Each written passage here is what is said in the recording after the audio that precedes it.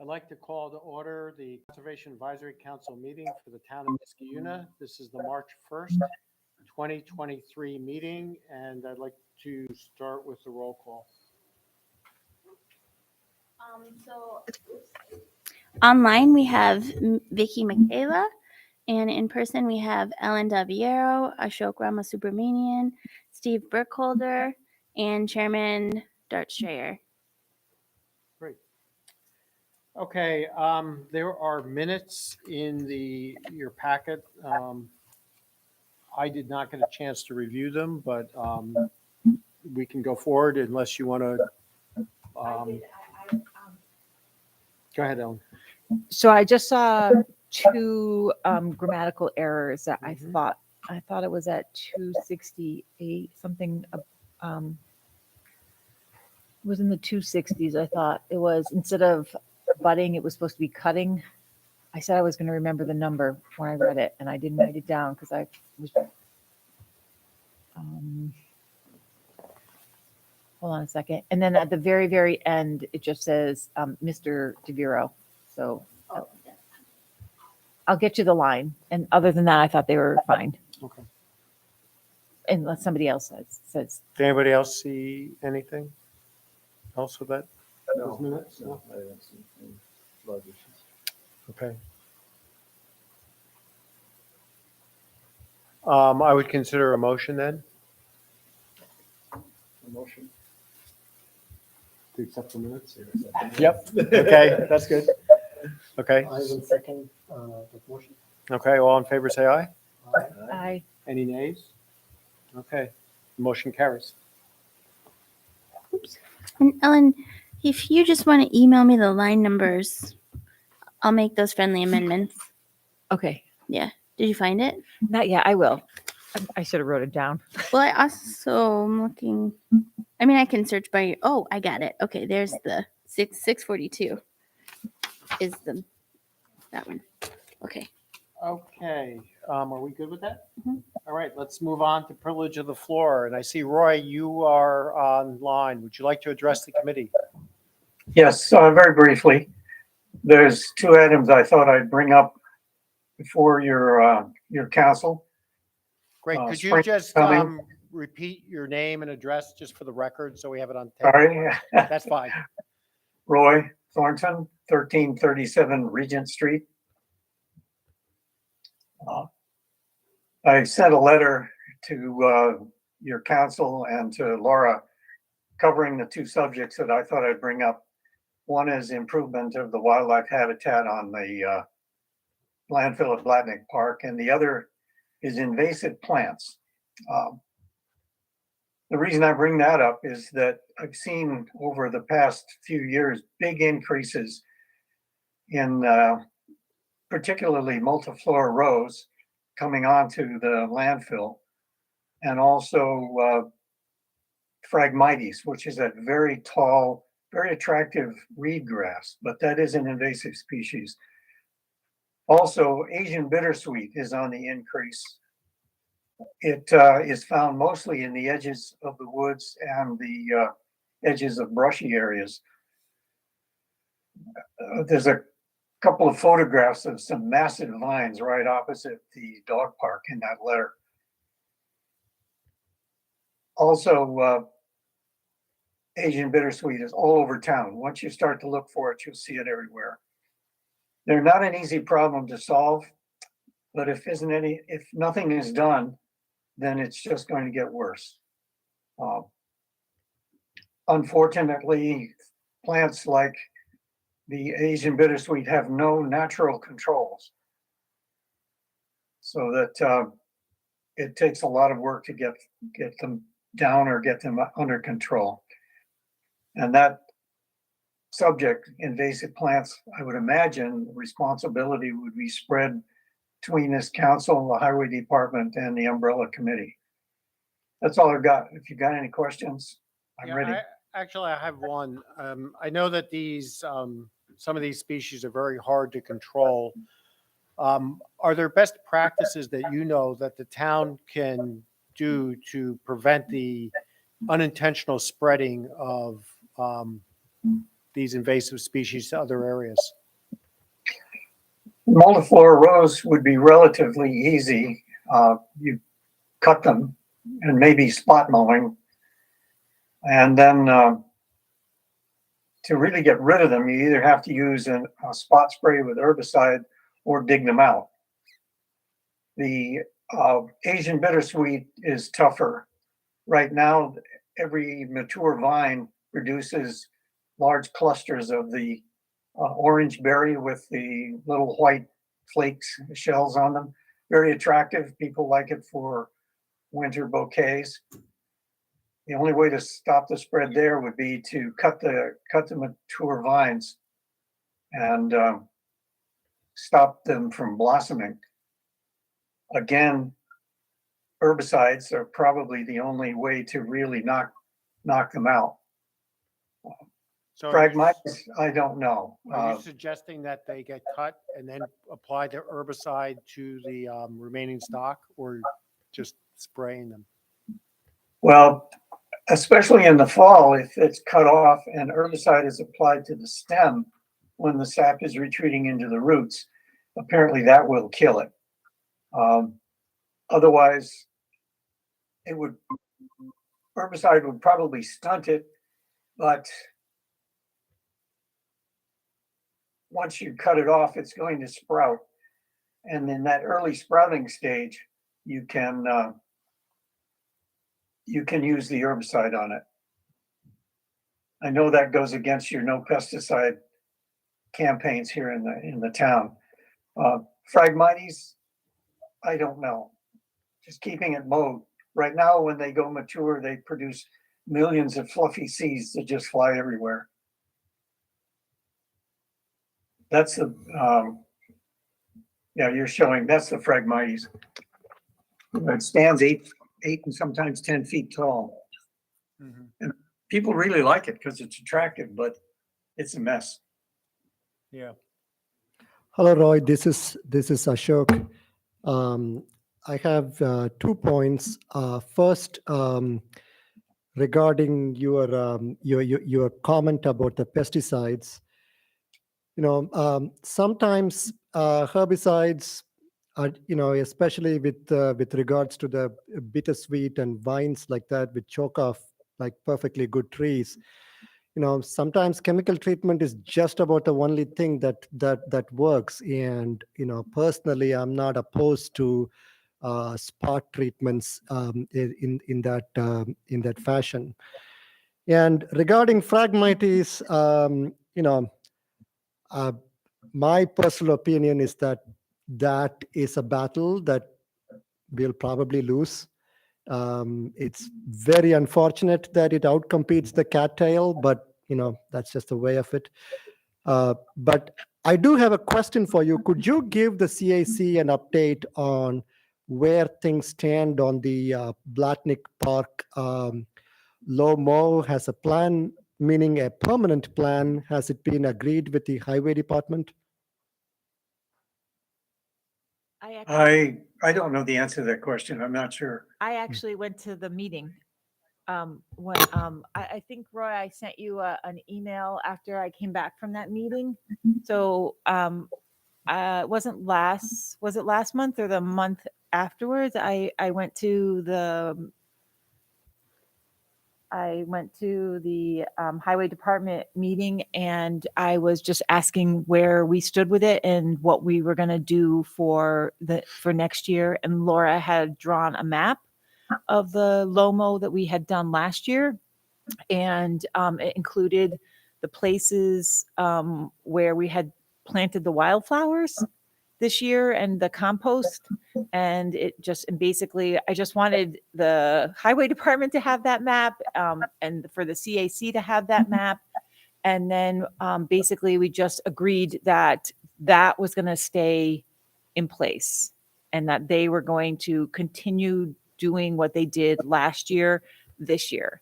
And I know Roy was in favor of making sure there is some issues with the disc golf course. And, but I don't believe that any of the disc golf course things have been addressed. I think that when we were one of the first towns to have disc golf. Laura had told me before, and that there were other ones that have that are a little bit more interesting or intriguing than ours, and or have a little bit more, and they're popping up all over the place. So that is on the table for discussion, but nobody's picked up that ball. I picked up the compost ball. I put down so if somebody else on the CAC wants to pick up this, but that was where because I didn't want anything to happen without us knowing what was going on. So that's what happened. Yeah. Okay, so it looks like there is no permanent plan of action regarding the landfill cap, correct?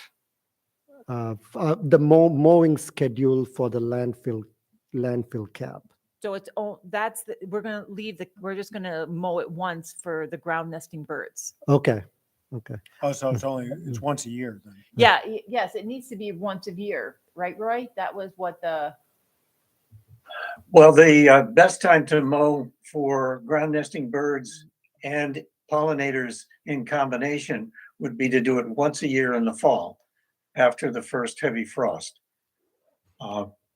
The areas that are going to be cut short, the walking paths and the disc golf paths, last year the highway department did that after the first bobolinks arrived. And I think that process scared some of them away, because I think they may have started to nest in the areas that were going to be cut short. So my request is that first mowing be done before May 15th, so that no ground nesting birds will have settled into those low cut areas. So Roy, And then after, go ahead. So Roy, I will. I'll look quickly and find out when the next meeting is, and just make sure. I thought that was understood, that was what would happen. But I will find out. It's Okay, It's tomorrow at 8 I'm- a.m. probably, right? yeah, I thought I'm it was hoping- postponed to Tuesday. Oh, it was? It's not my meeting, so I can check the schedule.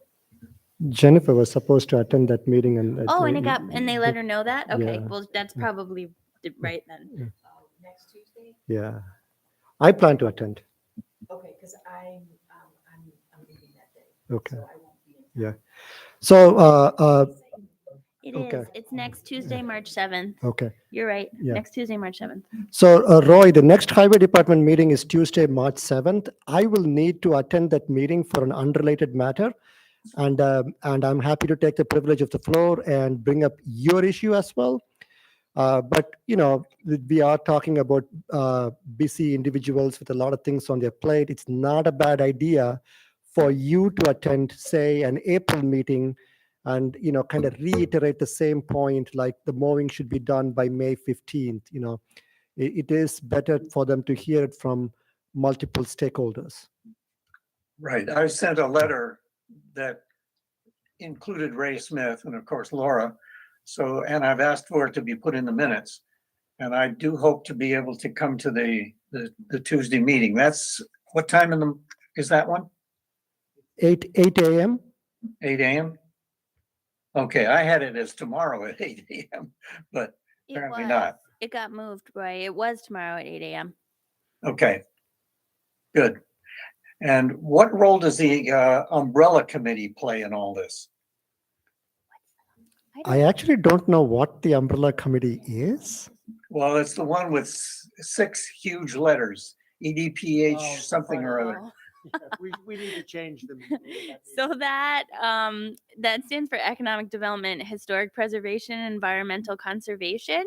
And the role that committee plays is actually the CAC has kind of a seat at that committee. DART is in attendance.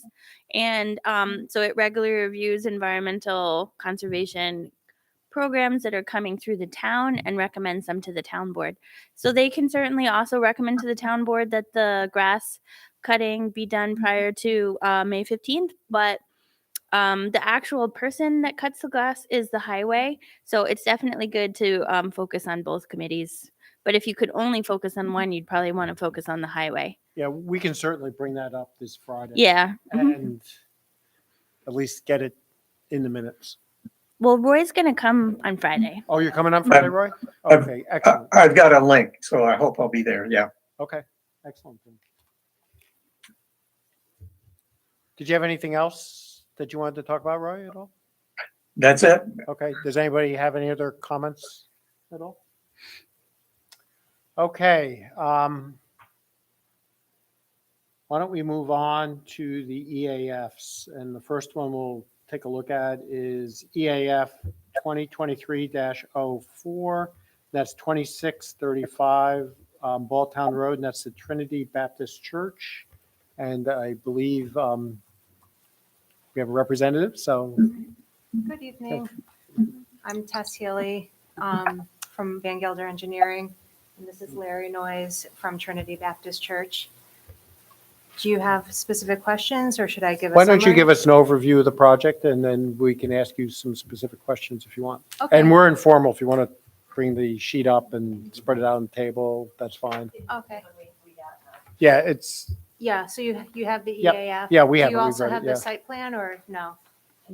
Yeah, I'll Okay. bring it up here in just a second. I just realized I downloaded the wrong packet. Okay. Like the site plan shows. Wait, So- yeah, you're covering the, Oh, I'm so that's sorry. okay. We'll wait until Laura gets. Yeah, I'll pull it up here. I'm almost there. You probably all drive past Trinity Yep. Baptist Church. It has a big front yard, and then the church, and then a parking lot, and then an undeveloped area of woods behind it. And in that undeveloped area, that's about 3.6 acres. And the church would like to clear some of the trees because they have different camps for children. And they had historically been having to go to another space for the kids to play, but they would like to be able just to have a simple field back there for the kids to run around on. And so they did receive a permit from the Army Corps of Engineers to eliminate a little bit of the wetlands. Just you can see on the map that there was some wetlands that came down like a peninsula, Mhm. so they were able to eliminate that.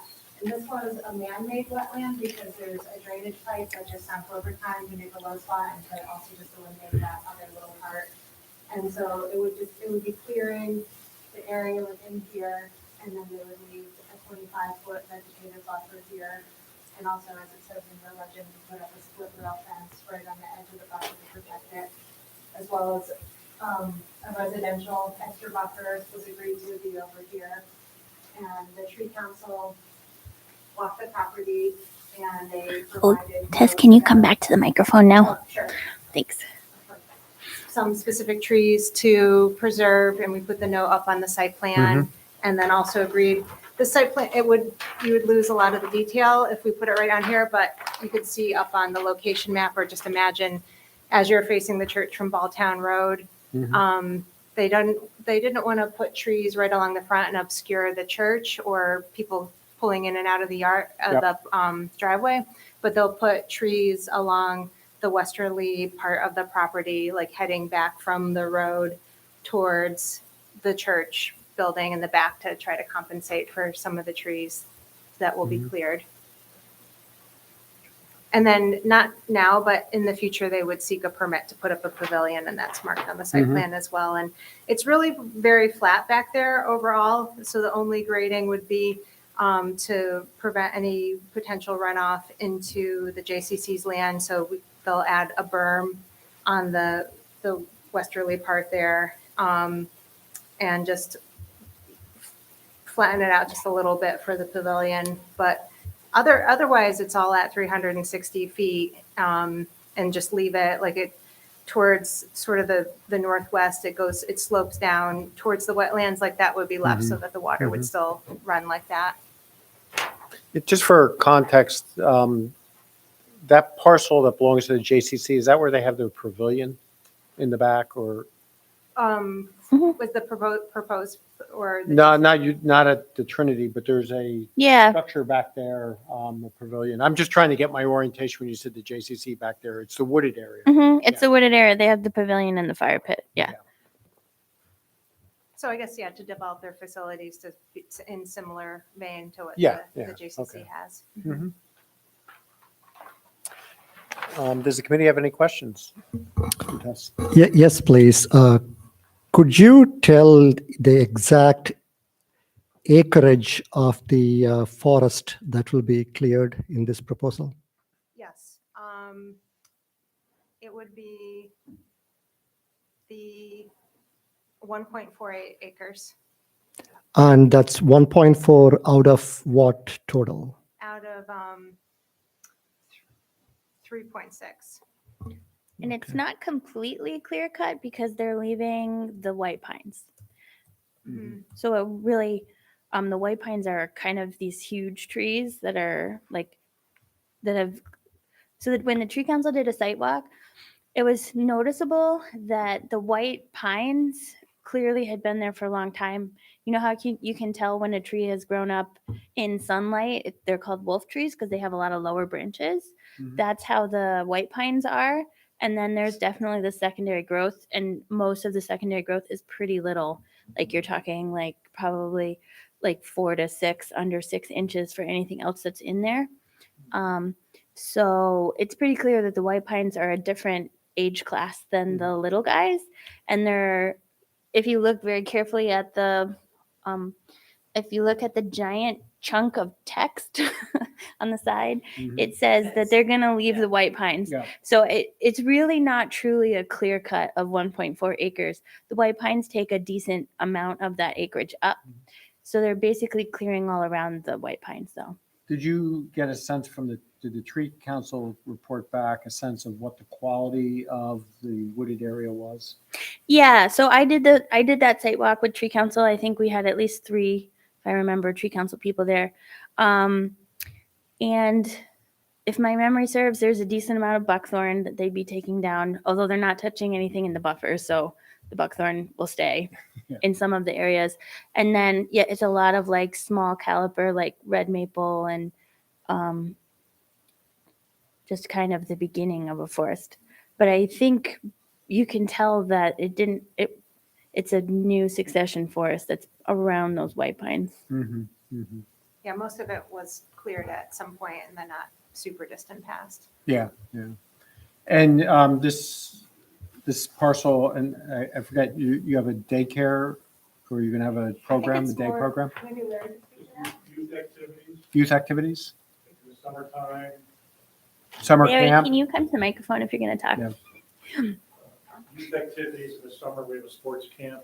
Okay, We also have youth activities on Wednesday nights, Sunday nights in the summertime. Mhm. It's not something we'd be using in the winter. But- yeah. And how, And How sports many- camp is open to the community. It's not just the church yep. mhm. function.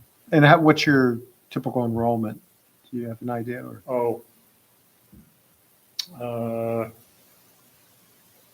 120 kids maybe. Oh, okay. Well, initially, then usually as the week goes on, the numbers kind of Yeah. drop off. And then the last night, we usually have a family, we invite the parents of all the kids.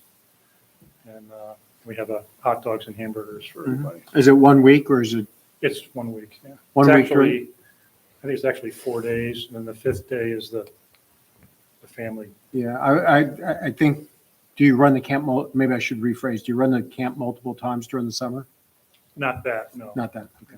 But there's others. There's There's other activities? Yeah, there's other youth activities. Okay, That particular activity just came to mind, and that's Yeah. when it's a community. It's not just our church, yeah, yeah. but we do have also some church Mhm. activities that are done during the week, which are just predominantly our church members. Yep. Okay. And some of those white pines are actually in the 25-foot buffer zone. Yeah. Yeah, there were probably, I don't know, 6 or 8 of them, and I think there's some oak trees up around where the pavilion's going to go. Mhm. But, they're significantly larger than anything else that's back there.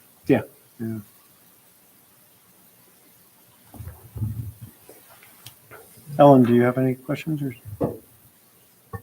Thanks. I read it. I appreciate the tree council walking the area, making sure that it was, and that, and I assume that they discussed the kind of trees that they were going to plant or suggest so that they are I think it's in the note, the suggestion of of the tree. what Yeah. type of trees to plant.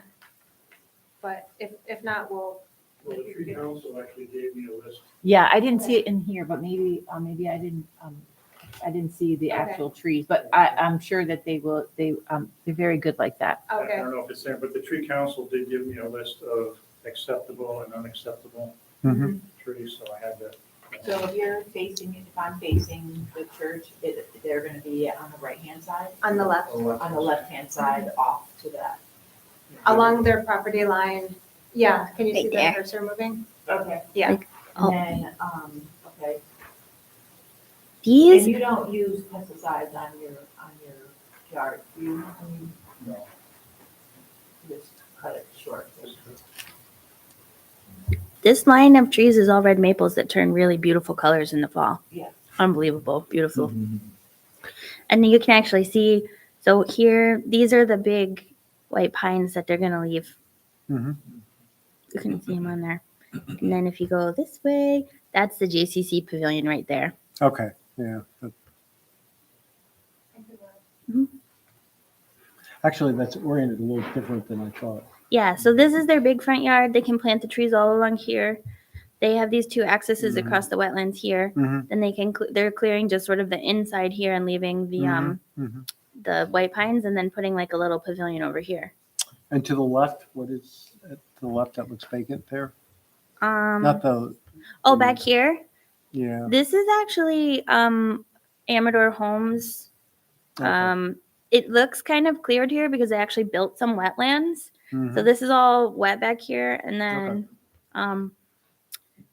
they did So- that. So that's just a buffer. Yeah, they actually Yeah. did that in order to be able to build those homes. Is they made some wetland over here, and then here's the county's solar farm. Oh, So you got JCC with their woods, this Yep. church with their woods, Amador with their wetlands, and then the county with their solar panels. okay. Vicky, I want to make sure you have a chance. Do you have any questions for the applicant at all? I'm sorry, I'm driving right now, so I can't look at any of the, the information. I don't have any questions right now. Okay. Okay. Steve? No? No? I had a quick question, Yeah, go ahead. please. First, oh, wrong glasses. Thank you so much for, taking into account the recommendations of the tree council as you move ahead in this planning process. And given what Laura mentioned about the white pines being mature and awesome, and looking into the future, would you be interested or willing to consider some kind of permanent protection for those precious natural resources? I'm talking about something like a conservation easement or a deed restriction.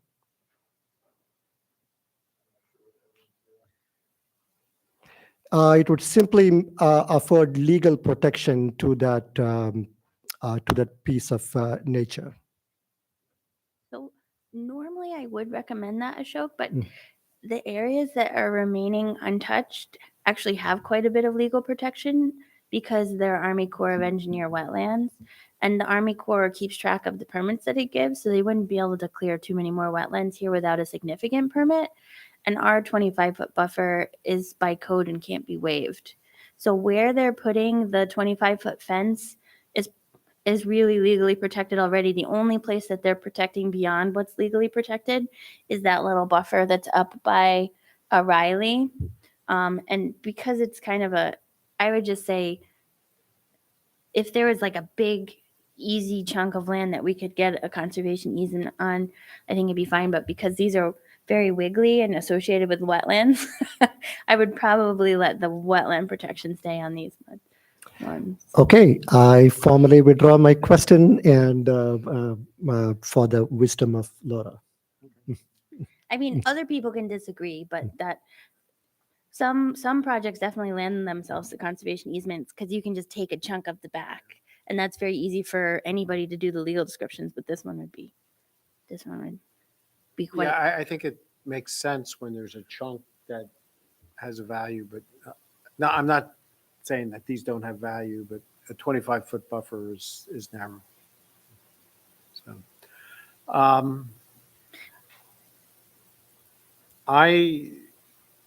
are we ready to sort of make a decision on this project, or?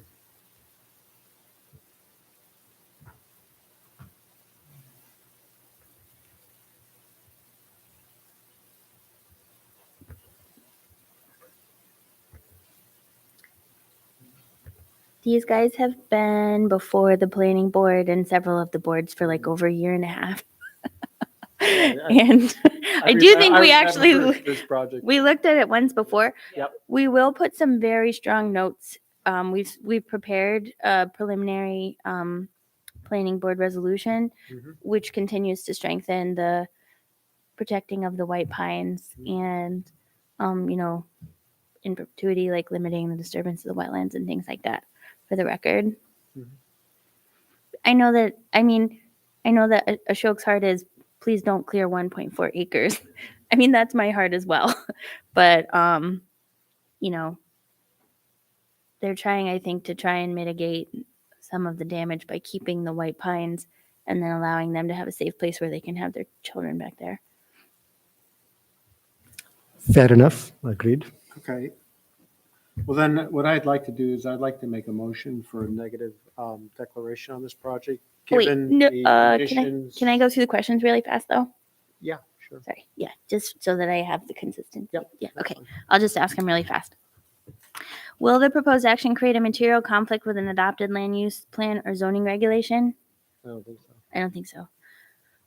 Will the proposed action result in a change in the use or intensity of use of land?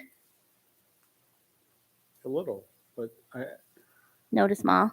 small. I mean, you're already utilizing the property now. And it's not a fight forest right now. You could Yeah. walk around back Yeah, there that- easily, Mhm. so. Will the proposed action impair the character or quality of an existing community? Do we have any feedback from neighbors? They've had this project really has been going on and off for over a year and a half, and I haven't gotten any feedback from neighbors. Although I don't It's think there's really any interesting. neighbors. I think we did, so there are, and I think we did do a public hearing just because there are, because this property abuts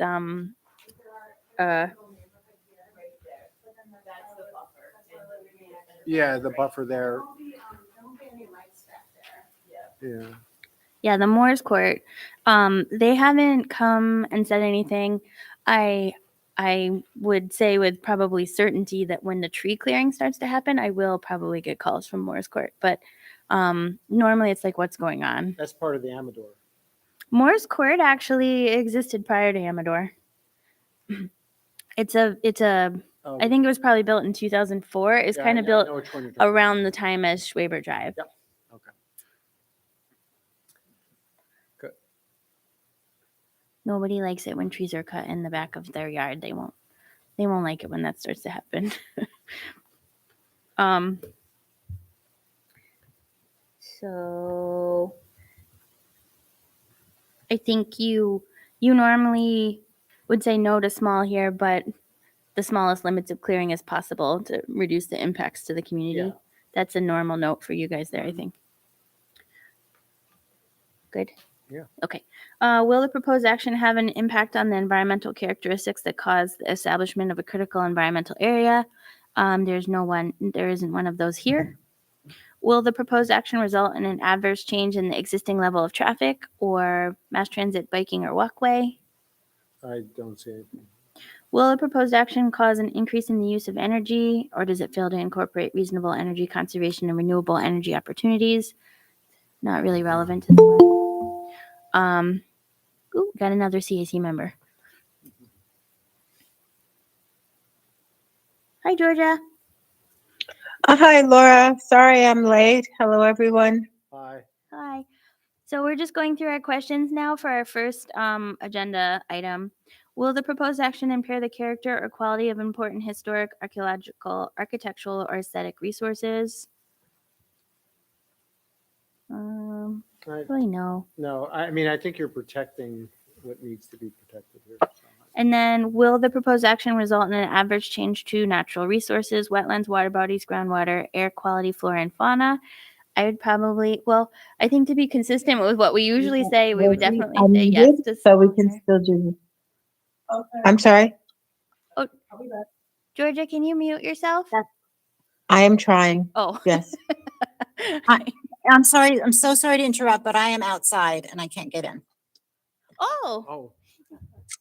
Oh, Can you let her in? Oh, there, yeah. Oh, Michelle, can you prop the door too? Do you know how to do that? Okay, thank you. And So I mean, they are offsetting that one wetland, so. yeah. yeah, I would typically say we would normally say yes here. And then we would say that we would want the wetlands to be protected in perpetuity, which they kind of are, but it's never bad to say. And that we would want the limits of clearing to be as small as possible to protect the pine trees. What other thoughts can we do here?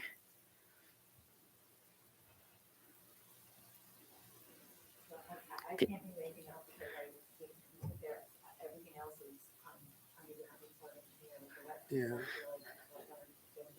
I And would love to see, more trees in the front yard. I mean, I don't think, trees in the front yard is not, make it more beautiful. And you're not gonna block the, the view of, the church or anything, it could always enhance it. So I'm always for more trees. Could you catch that, Larry? She's just encouraging planting more trees in the front yard. Yeah. Yeah, we just didn't want to plant them parallel to Balltown Road. We didn't want to block the view of the church, number one. The other is coming in and out of the driveway, especially when the trees are younger, smaller. It might hinder the view as you're pulling out. Well, I think what you're thinking though, Ellen, is maybe one or two like deciduous trees that would grow. You got that front. Or is even like a, huge. maybe a, The front yard is huge if you're not utilizing it. right, but like, You might- rather than a line. Yeah, no, like no, a just, cluster here or there or something. Yeah. yeah. I mean, we would love some white birches. I mean, those would be beautiful there. I mean, Actually, I don't know if they still exist, but GER&D had a really interesting cluster of trees off River Road where they had short deciduous trees, but they were sort of clustered. It looked like an old remaining field with trees in there. So yeah, I mean, I understand you don't want to block your church, and I don't think we're I mean, asking we that. could I think, I would just reach out to the tree council. I mean, they're. yeah, they could they're make the- recommendations. They're awesome. And, you tell them you want to plant some trees, they're all on board. So they're, so I would just encourage it. I think that it would make it nicer. I mean, I've driven by it for 20 years, so.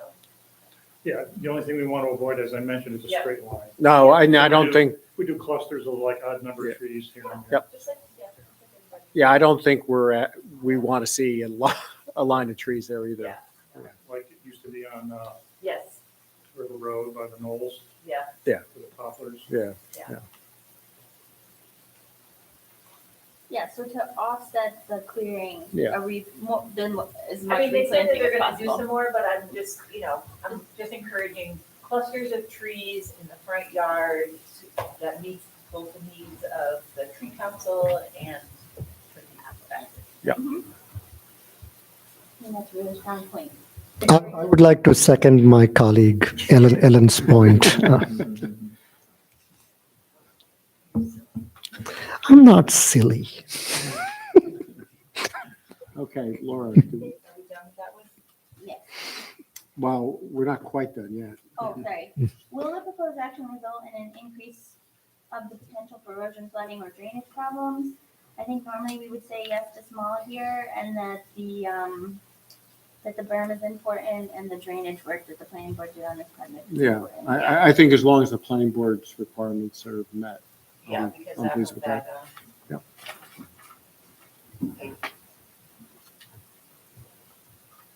And it all eventually drains into the Mohawk. There's like a little, the wetlands go to a little stream Yeah. that goes under 146 and then between like SI and G, and then it goes into the Mohawk. Generally, we're concerned about the route, because if you do, you're not putting really any impervious road here, but if you were, Mhm. then we would be concerned about overburdening the existing waterway. But- Right, it would just eventually be the roof of the pavilion that's the. Yeah, and I think, opening it up, it's going to soak in anyway. So, Mhm. yeah. And I would just like to add, and that's exactly why we don't want pesticides used, is because that, Sure. they start there, but they go from your stream right into the river, and that's what we're trying to prevent. Yeah, So- no, it's not going to be like a golf course at all.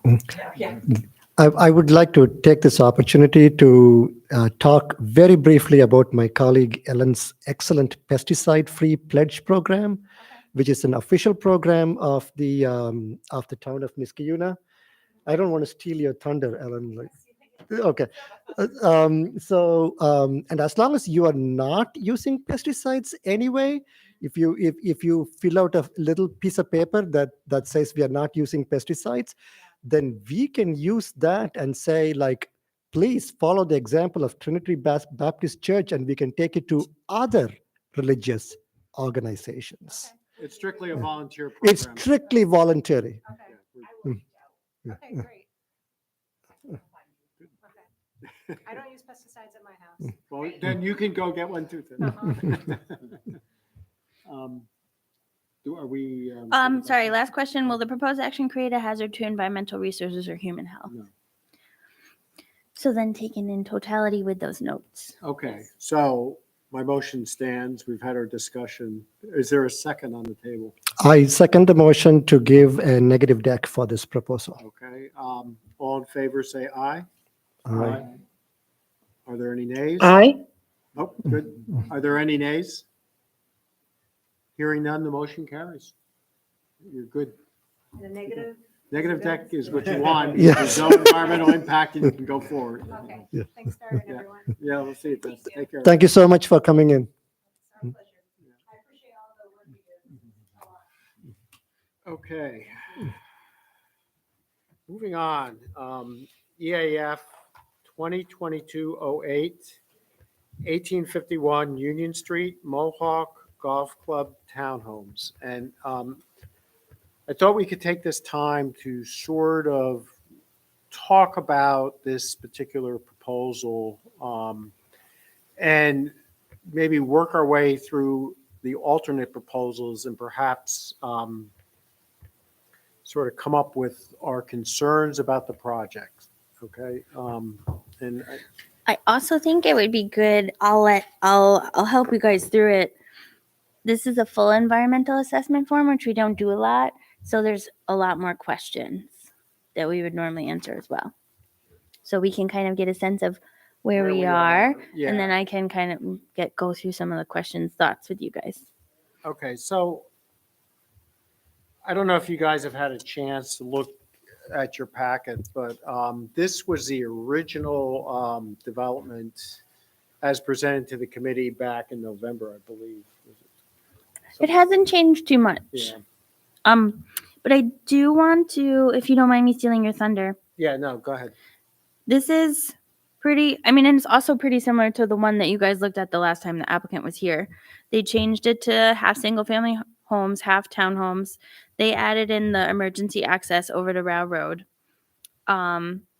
And they came up with these alternatives, which we can go through carefully one by one. Yeah, But I'd I like to go through them. did want to also say another thing that they did do, which came kind of directly from you guys, is they did outline this area in green, undeveloped 12 plus acres that they're looking into, not deed restricting for no clearing, because remember, he did not like that, but deed restricting for no future subdivision in the green, but could still be used by the golf course. So, and that's pretty similar to what you guys have looked at before. And then if you want, I'll take it back to the alternatives and you can just go through them if you want, Chairman's Chair. There's a lot of them. There it Very is. briefly, what's the scope of the alternatives? Like, are they under consideration? why are there so, I didn't really understand why we are presented with like, So many. yeah, Yeah, So I think they came from the planning board wanted to see alternatives. Because the okay. planning board has concerns about, So these, The the development. alternatives are submitted by the planning board, not no, whether, by the, they are submitted by the developer. okay, Okay. okay. So the developer looked at a series of options with this plan. And we can talk about what we think of those options, but what they were trying to do was address concerns that we had raised and the planning board had raised. And basically, they're looking at, different ways of getting this development built. And I'll leave it at that. it's fair. If you look at the, they call them schemes, kind of a odd choice. The option one is the option that was just up on the screen that you guys are used to seeing. It's just oriented differently, so north is up in this particular instance. And they have compiled a list of advantages and concerns from their point of view on each of these. I don't think that they're all encompassing. There's a lot of alternatives, and the planning department hasn't really had time to kind of counterpoint. But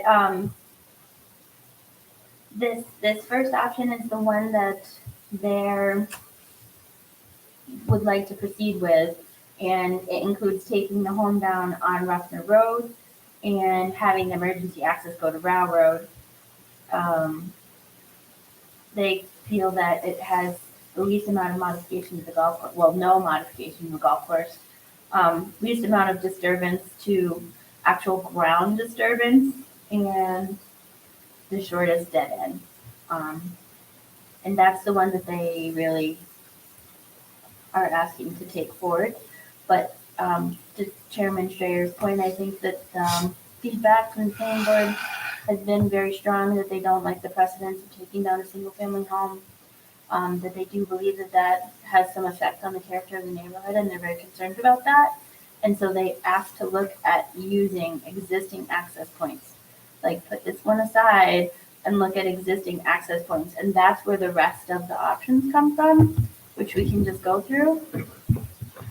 So can I just ask quickly? So, I mean, prior to this, we had established a link between this subdivision and connecting that neighborhood. But I didn't, is that, You mean between East Country Club Drive and yeah, and the Ruffner? bike path. Yes, That was a that bike path. drawing still exists. Okay, because it was, yeah, okay, because, It's not incorporated in these alternatives. right, That's something that they can do.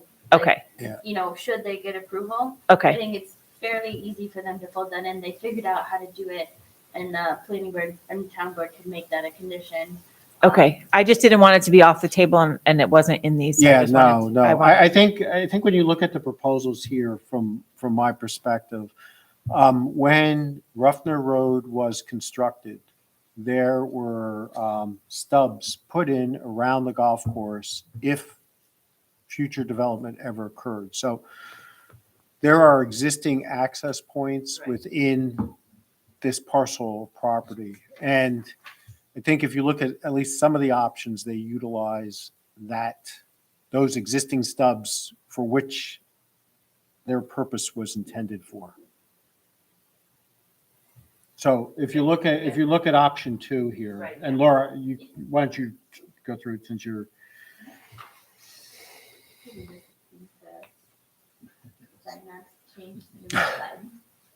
Don't know why. So option one still leaves the buffer, the barrier of between the homes. Yeah, but I think, what I think we should concentrate right now is we have buffer, we can discuss the power of the buffer or the extent of the buffer separately from these proposals, because I think it's a separate issue. I think Okay. where we're coming now on It's where these the- is the road. This is the road, access. yeah. Yes. Mhm. it's Access, yeah. Okay, yeah. So I hope, is that too dark for you guys? I think it's okay. No, I think that's good. Okay, Yeah. because we don't have anybody in the audience. Sorry. Sorry. Okay, so to Chairman Strayer's point, down at the bottom here, This is actually an existing right-of-way, 60-foot wide, owned by the town.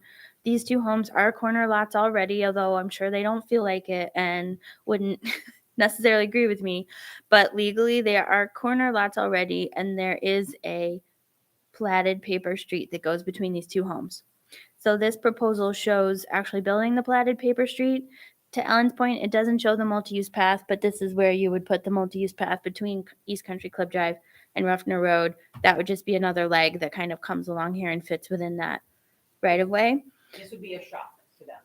It would be a shock, yeah. It would be a shock. Yes. But So a it's lot a- of times the planning board, when they're putting in, and they've learned, right? Because it is a Yeah. shock to people who have lived next to paper roads forever.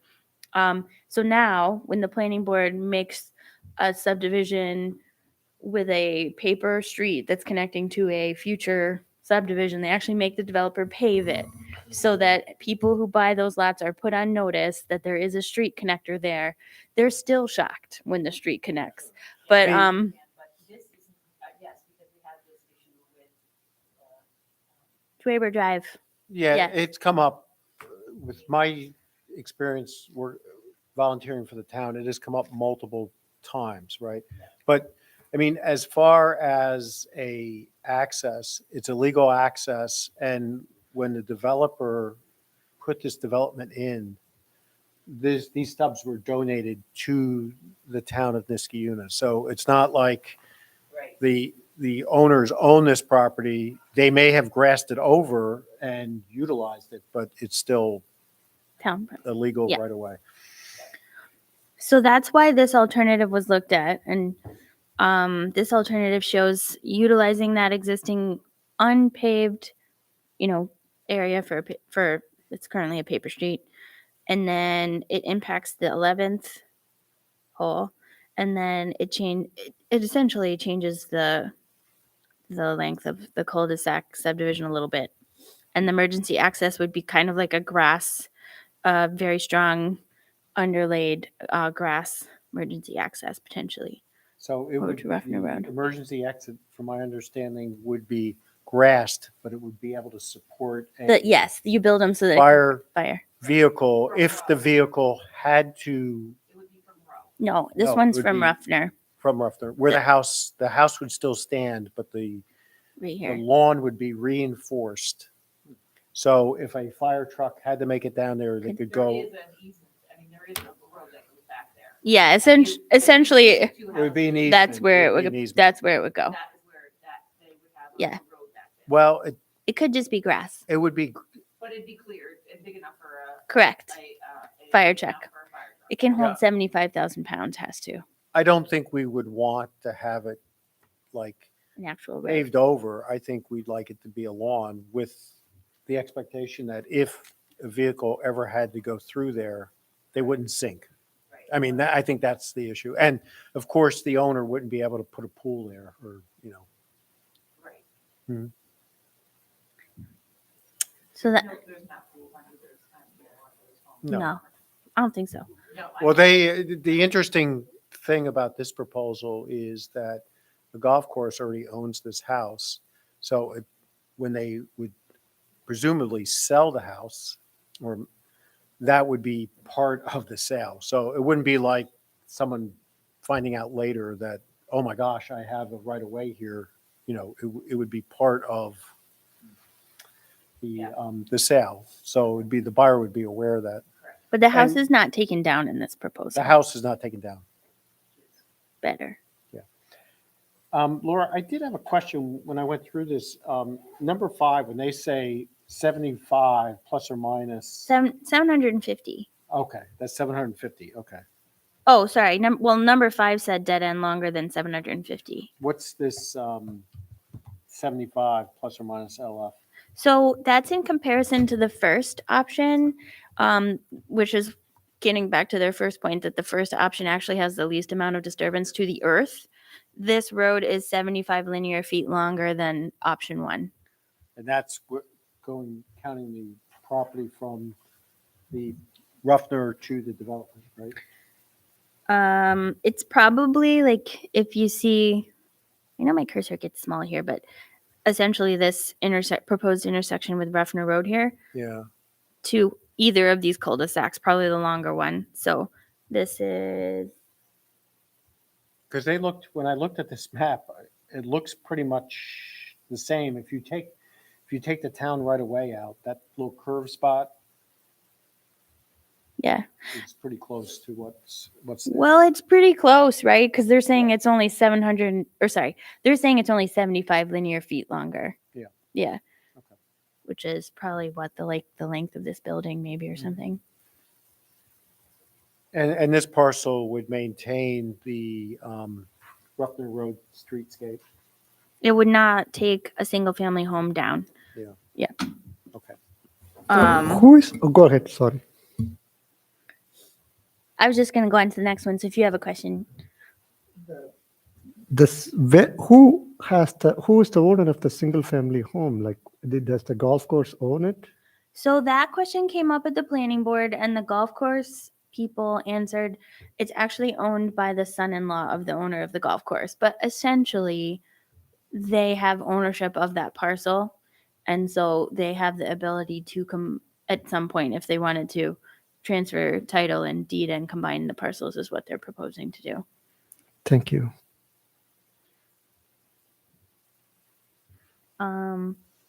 The third alternative utilizes an extension of South Country Club Drive. While there's not an existing platted paper street right-of-way here, the golf course does directly abut the East Country Club Drive right-of-way. And so they would theoretically be able to add a right-of-way actually really along any of these, but the one that they propose in the option 3A is the shortest road, and they sort of just have a 3A and a 3B. One is a curved road that doesn't disturb the 11th hole as much, and one is a straight road with less disturbance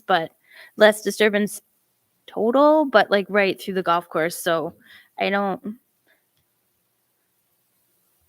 So know exactly why you would do I that. have a question about this particular one here. 3A? 3A. Yeah. So this parcel of land that's on the right-hand side between the road and the lots there, would that be town land or would the golf course retain ownership This here? of that land? The little parcel. little guy right there? triangle, yeah. Yeah.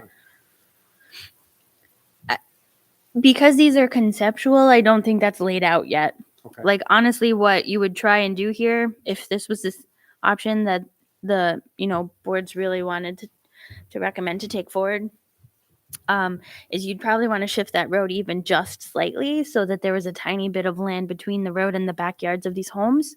Otherwise, you would give these homes 2 front yards, which would be very problematic for them. They would have to go to the zoning board anytime they're doing anything in what feels like their backyard and what they bought as a backyard, because it would become a front yard. So you would want to make sure that right away didn't touch the backyards of these homes, or that would be very problematic for them. You don't want to be creating burdens to them Mhm. that they didn't have when they bought their home. And I see that 2 doesn't do that. Right, they pull that far enough away from the backyards that you're not creating any they're called through lots essentially. And just to clarify, so this road becomes a town road? They are trying to propose it as a public road. The planning board has brought up the option multiple times of it being a private road, because there's obviously some advantage to the Plowing town it and for it to be a private road, but the developer has continued to maintain that they would like to have it be accepted as a public road. And you see, here's where I get confused, because if you look at item number 7, Option 7? no, numbers, advantages. Oh, okay. Number 7, or concerns, it says 15 feet plus or minus additional linear feet. That must be 150. That must be adding to, yeah. Just to the last road that Or they were is- gonna. Or is that 15 feet more than the previous? It must be 15 more than the previous, don't you think? That's what I thought, Okay, but, again, it looks a lot longer to me, but maybe not, yeah, well, just because it's, from 2, it's kind of goes. Yeah, because, yeah. Down here, they're taking it from 2 Uh, over, they're taking it, I don't know, I'm not saying I understand, I'm just saying, not, It's unclear to me it is unclear. because I wouldn't count the stub, the town stub, as part of that disturbance because that's, in my mind, that's an existing right of way. So I just want to make sure that. I think we're- they are counting the stub, but I yeah. think they're counting Yeah. the stub, but they really shouldn't. So when it gets down to, these options here, I mean, that stub is probably 100 feet. How deep are those lots? It's probably 100 feet at least, maybe like 120. Although I'm not, I might disagree with you a little bit because it is disturbance between those two homes. From that perspective, but as far as, What the linear feet of road they're actually building, yeah. I see what you're saying. I can see it both ways, Laura, but I just think that there needs to be real clarification on that. On where they're how they're comparing their Because if linear that's feet. 100, say that's 100 feet, then option 2, there's actually less than, if they're saying there's 75 feet more From I mean- option 1. from option 1, there may not be. If, Oh, I you see. take the Yes. disturbance, Yeah, I see what you're right? saying. Yeah, okay. So take those measurements with a grain of salt anyway. 4 is looking at off of Row Road. oh, There's- wait, I just wanted to go, I just wanted to go back and raise a discussion item about option 2. It does connect it to Country Club Road, but it doesn't really solve any bottlenecks with Country Club Road. Country Club is still isolated with this option. And what you're doing is you're adding additional houses on that. Well, that's what I was trying to say, that this would, that there would still be a bike path or that connected all 3 of these two. Theoretically, you would have that in any option. Yeah, but I think from Like a, you meant, like a Car standpoint. car standpoint. from a traffic standpoint, from a planning standpoint, I think that connecting to Row Road and making a alternate exit off into there would be a good planning option. However, I think that the impact would be probably undesirable to the community.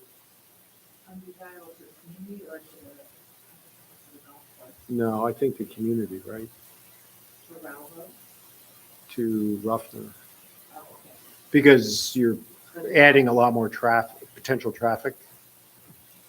So you're talking about are you talking about, I'm saying that if the road connected from Country Club to this new development and there was a vehicle connection through the stub to Ruffner, it would improve the conductivity for the neighborhoods and relieve some of the pressures off Union Street. But at the same time, it would increase the traffic on Ruffner. So I don't think that that would be a popular option.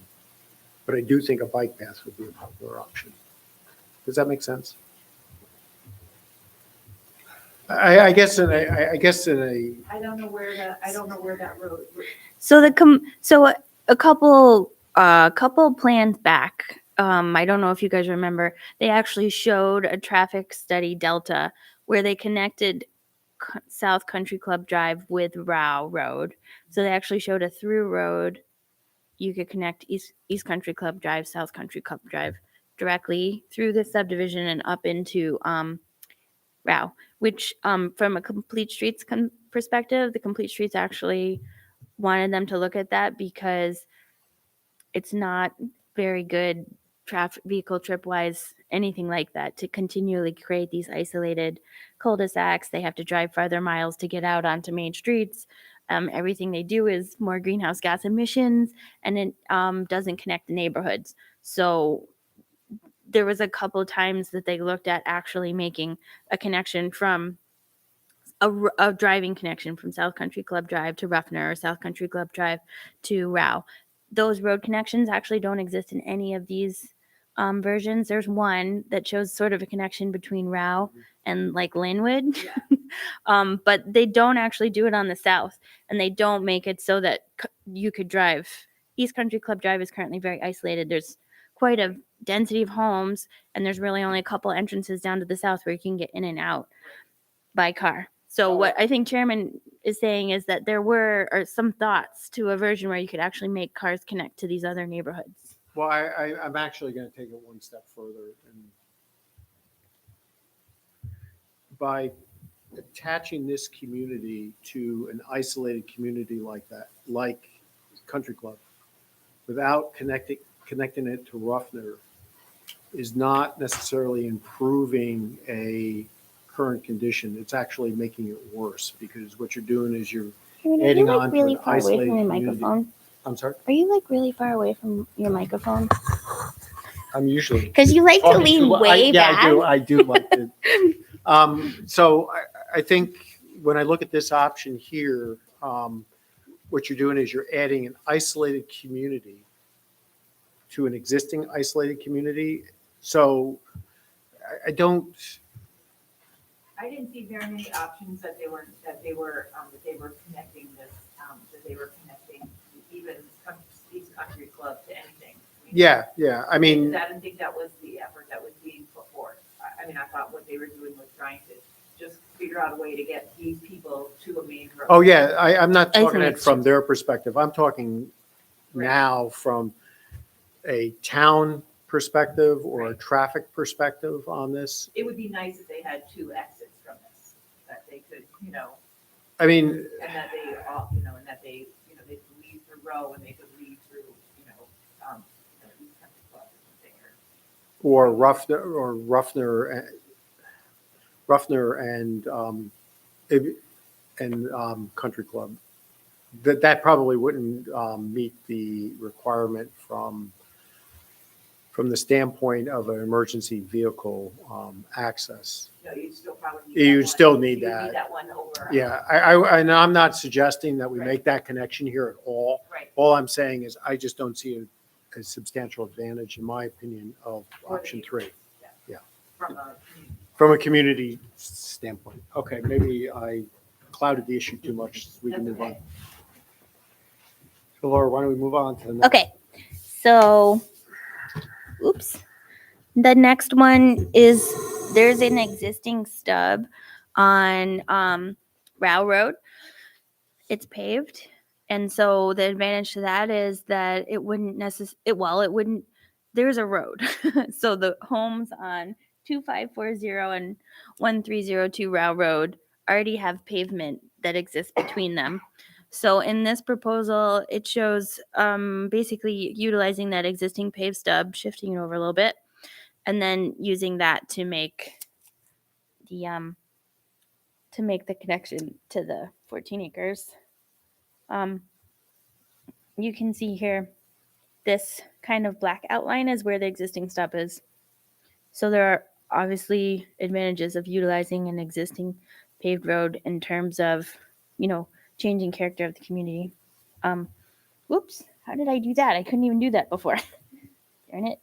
Stats 4A is connecting to the Row Road stub, longer road. One going around One goes around and one goes through. They have that 4A, 4B. Yeah. I don't know about the straight roads, but anyway. Then 5A shows a connection to the existing stub that is at the intersection of Linwood Drive. From a planning perspective, has the advantage you try to line the roads up into four-way intersections anytime that you can, rather than a mid-block intersection. But the grade is very steep here, and essentially, There's a hill there that. no, it's very steep. I think in one of them, And there's also a lot of trees. it would have more than a 10% slope, which is not allowed by our code. Okay. So even though you're aligning a four-way intersection, which is desirable, it's too steep. I mean, that one probably really, truly is too steep to build a road there. 10% is not allowed by our code. And then there's a kind of straighter version of that one. And then this is the other one I was telling you. It shows, the only main difference is up here. It's showing a connection with the connection that is too steep over to Row Road. So, That was sort of what I was driving out with the other option 3. Right. They didn't show something similar to that down at On option Country 3. Club. Yeah, they didn't. They only did it up there. Yeah. This is the option 7 that shows essentially coming through the main entrance to the golf club. We heard about this request from a lot of residents, like, please just utilize your existing access. Don't try and build an access through the neighborhood. This is a plan that does show the utilization of the main road off of Union Street and the road kind of winding through the golf course. Was brought up at the planning board that something like this would probably be acceptable. The applicant said they would not do this. And there was no consideration of, okay, It is a lot of disturbance because it's a long road, yeah. but it does keep everything inside the golf course. I mean, Mhm. everything is inside the golf course. And then And- how does that become public property? No, it would have to stay private. And then, I mean, I understand long roads aren't very desirable in terms of the cost of building them. It'd be very hard to defray that large of a road's cost on 22 single-family homes. But in terms of marketing these homes and trying to make them integrated within the golf course, it makes a lot more sense to have them be driving into the golf course, past the golf course, like involved in the main building of the golf course every time they come home, versus if you have them accessing off of Ruffner Road, they're really not integrated into the golf course whatsoever. They may have a golf cart path, but the golf cart path is still starting like halfway through the golf course. So it's not, those homes would not be very integrated into the golf course, where in this case, they probably would be much more integrated into the golf Yeah. course. Planning on connecting these homes to the golf path? Well, they're planning on connecting the homes with a golf cart path. With a golf cart path.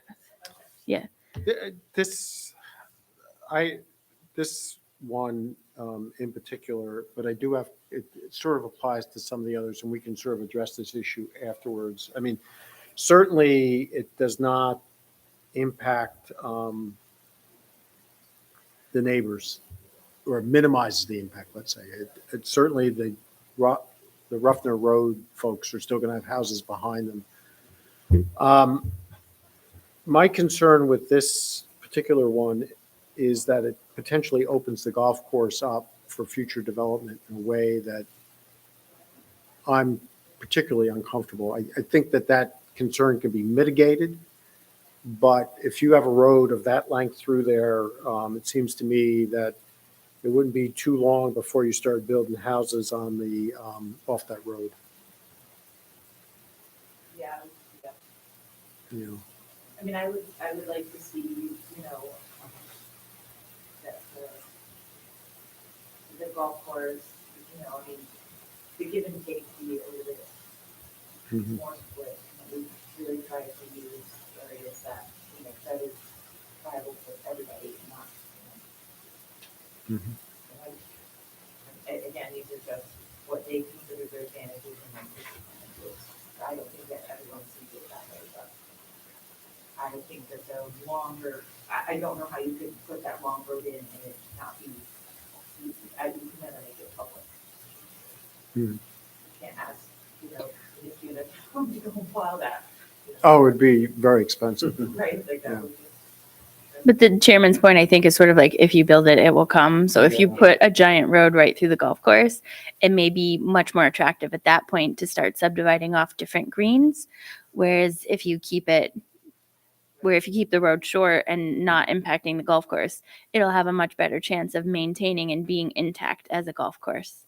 Right, so the idea is that, let's see how we can connect it to the community like we see in that. Well, it's a cross point, but yeah. I mean, I think it's hard if you want these things to be an asset to the golf course, something that helps with their long-term viability, something that is something they can market and show people, hey, if you love this golf course, why don't you buy these homes? It's hard to do that when it's very isolated to like Ruffner Road or, you know, Country Club Estates. But if you do put a road through the golf course and make them very much a part of the golf course, the act of building a road is automatically going to make it more attractive to start subdividing more off. So that's the balance there. Yeah, right. I mean, I think there's a lot of options here, and I think what are on these sheets are what the applicant perceives as the benefit and the concerns. To them. So- To them, that's their perspective, but, we in the committee have a much broader perspective that we have to consider. Same thing with the planning board as well. Mhm. So, 8, similar idea to 7, but cross countries, the golf course over to Balltown Road also has the same type of issues as the 7. And then 9 is, we've actually seen this before once, is the idea that you could actually build this out as a single family residential zone with lots that were approximately the same size as all of the homes on Ruffner Road. And it would be 3 stubs, 3 cul-de-sacs instead of 2, and they're showing it as a boulevard entrance. so Laura, I have a question about this one. Mhm. If we look at some of these lots, I thought we have to have X amount of feet of frontage in order to build the lot, right? So if I look at lot 13, 12, 11, it seems difficult to visualize how they get the requirement. Yeah, so- one. I'd have to check that. And I think that one of the members of the public asked me that once and I forgot to do it.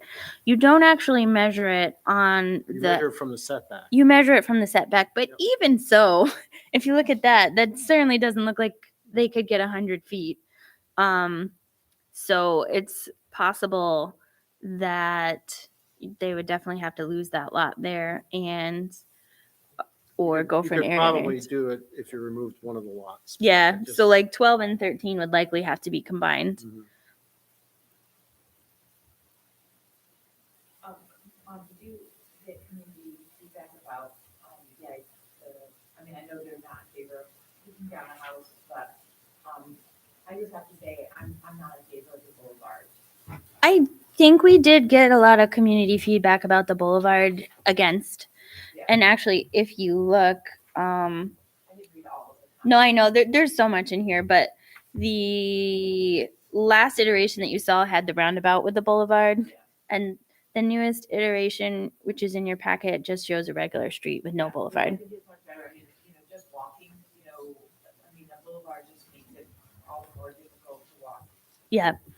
So although they actually have that in that last plan, they don't have that in their new plan. They took the roundabout out too. I think from the boulevard standpoint, and please, everybody else chime in, because I don't want to do all the talking here, but I think that boulevard's pretty wide when you think about it, because it's 2 roads, there's a median inside, there's a monument out front. I mean, that's a fairly big, It's, I guess my Disturbance. question, my concern is that, I just want to be it's like a lot of people walk on these roads. They walk their Mhm. dogs on these Mhm. roads. I myself included, I'm a walker on Ruffner Road. And, and Ruffner I consider a very wide road. And I still, you still have to, step over, and I just feel like it's, if the boulevard is in the middle, then you have to worry about snow plowing around the boulevard, you have to, you know what I mean, yeah, I would rather just plow a street and have the ability to be on either side but yeah. you see, I actually, it's interesting to hear you say wide, but you walk it. See, I actually think that the road is not a really wide street. I mean, I think it's not narrow, but it has a scale, I think, to the neighborhood. Right. So- So wouldn't that be the same scale of that? I mean, we don't have to worry about it now, but. Well, no, I think I think it's an issue, because I think some of the concern of the residents sort of focuses on taking down that house and what the impact of that particular stub would have on the fabric of the community. So, when you look at what makes a neighborhood, right? Yeah. a neighborhood, in my opinion, it's an integral thing, right? It's not only the houses, the trees, but also the scale of the road as well, right? I mean, that's why like in a lot of urban planning, they talk about streetscapes, and you want this feeling, and you want, the street not oversized. You want trees, and you want the buildings, and the same thing holds to, I believe, suburban settings too. There's a scale there, and when you look at the boulevard, you have Ruffner Road, which is coming down, and then you're gonna have this very wide boulevard with an island, with a monument sitting in the middle of this community. It's certainly not going to be, the fabric of the community is going to be broken within that street Right. and then reestablished. But it's like, You need to make it look like you're turning down Linwood, or you're turning down Yeah, Edgewood, or whatever, or Fox, it just needs to be a turn to a street. You can't, that would really reduce the impact dramatically. I think. yes, right, yes, it just needs to be a street. It just needs to be a street. Yeah, you guys are actually saying the same thing. Yeah, we are. Yeah, we are. So, but I would like, with that entails taking down a house. And not taking down a single family house. Well, yeah, I mean, that sort of disrupts the fabric as well, and the communities come out Right. with that. If you Yeah. start taking down homes Yeah. to put in developments, I mean, what's to say that someone who has a lot and they can fit two houses in their backyard are going to come and take down a house and stick two houses in the back? Right? Yeah. I know I've said this to you guys before, and I'm not discounting at all what people of the community are saying. But when we discuss these things, it's important to kind of make sure the framework isn't, well, what would make the neighbors happy, or the neighbors don't like that. Because generalized opposition is not a reason that we can say no to anything. And we want to make sure that as we're discussing, that we're keeping it in the framework of the code. That being said, the neighbors bring up a lot of things that are right in the code that we are very capable of discussing, i.e., they don't want the house to come down. But if we look at the code, what Chairman Strayer is saying is, we're looking at the comp plan. It talks about integrity of neighborhoods. We're reviewing the plans. We don't want to see the precedence of a house coming down. I think those are very valid concerns, but I want to make sure that we're framing them through the lens of comprehensive plan and code, and not that will make the neighbors, that's what the neighbors have said. Oh, yeah, no, and if I said that, I don't mean Yeah. it at all. It's definitely in the context of the town. I mean, I think they bring up stuff that we touch on all the time, which they may realize or may not realize. And that's why it's always good to listen to what the public has to say through public hearings and through emails, because a lot of times they're even combing through the code. They're reading the comprehensive plan more recently than many of us, so, they're bringing up points that we can then reflect on as we do through our code review and through our seeker review. But I just want to make sure that we're using the right language when we are discussing those things. Yeah, I mean, from my context, I'm looking at it just from the context of town planning and character. I mean, I think character is very important. What makes neighborhoods desirable and others not, intangible stuff, so. And I agree. That's very clear in our comprehensive plan. I actually think it's pretty clear in our subdivision code. It's very clear in our special use permit that integrity of the neighborhood, integrity of the community is something that the town very strongly protects, and how you interpret that is fair. And I think that you guys have standing to do and discuss the things that you are saying. Vicki, we haven't heard from you for a while. I want to make sure. Well, I'm here to listen and learn, but Yeah. my only thought was, and this may be completely unrelated, I did read the letter written by the residents of Ruffin Road. It was more like a petition. Can you turn your microphone on and pull it forward? And the concern with, increased traffic on Ruffner. And I thought, there are some neighborhoods that have a lot more speed bumps. I don't think we have speed bumps in our neighborhood at all. And I just throwing that out there, if that was be something that could be potentially something that could, alleviate some of the people that drive too It's quickly. interesting that you brought that up, because when we looked at this proposal early on, we were concerned about the speed of traffic and the whole layout of the communities. So at one point, we actually did have a traffic calming measure on Rowell to basically address our traffic concerns. That has been removed by the What developer. is a traffic calming Well, measure? traffic calming, what it does is it provides a feature in the road. A speed bump is a traffic calming measure that basically slows people up.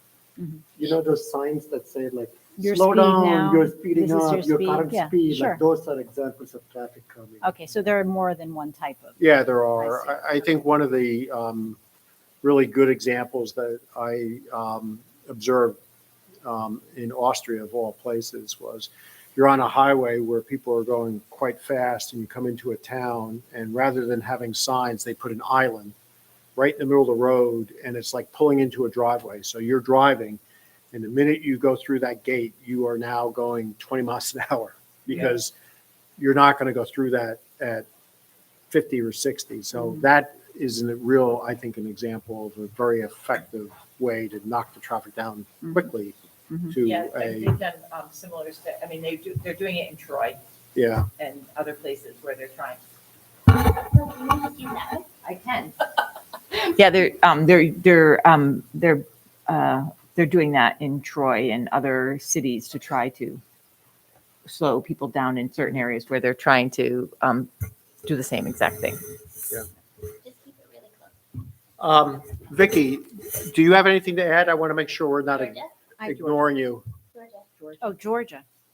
Geor- Are you talking to me? Oh, I'm sorry. Georgia. That's Vicky. Georgia. I'm Vicky. I apologize. Georgia. So you weren't addressing me just now. You were addressing Georgia before. That's okay though. Is she there? Georgia, did you have any comments you want to make about the different alternatives? Yeah, I think my confusion was you were on the Zoom. on Zoom, and I Yeah. saw the name up there, Yeah, and I that's okay. apologize. No worries. Then she was at the door. Yeah.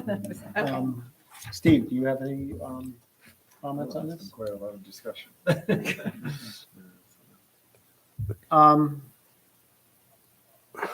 mean, they did, a traffic proposed, I mean, they did submit that.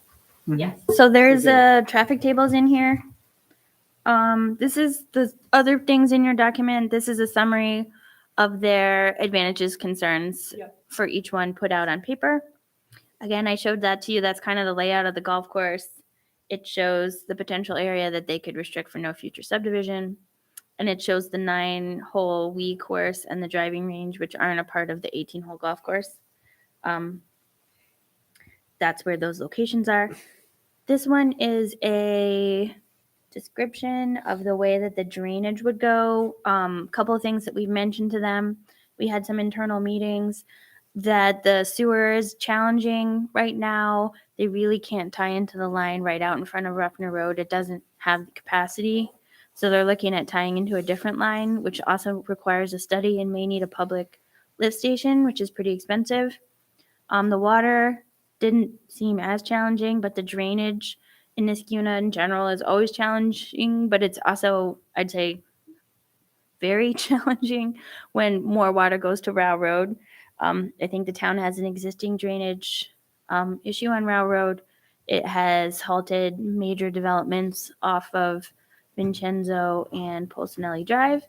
And so we have to be really careful of where the stormwater is going to understand if any of it would be going into the drainage system of Railroad, because that's basically at capacity. So they're showing the drainage going towards, should know these roads better, Wemple. The engineering department did want to look more into this because I believe Wemple may be higher than Railroad. So we just have to see how those catchment systems work and if they do end up draining to Railroad or if they go into a different one. But they're showing, at least preliminarily, the water here would go into ponds and not directly into Railroad there. This is a neighborhood density comparison, which basically takes 14-acre chunks and compares the 14 acres kind of around and adjacent to the subdivision, and they counted the number of homes in the 14 acres. And then this is a historical view of the golf course, 1942, 1952, 1960, 1968, 1974, 1982, 2004, 2021. Kind of gives you a sense of how things developed kind of on the right on Rosendale Road and Ruffner and Hawthorne. And I don't know, also gives you a sense that that's been the forest for a really long time. Yeah. And then this is what your question, I think, was the traffic summary here. And then here's their EAF.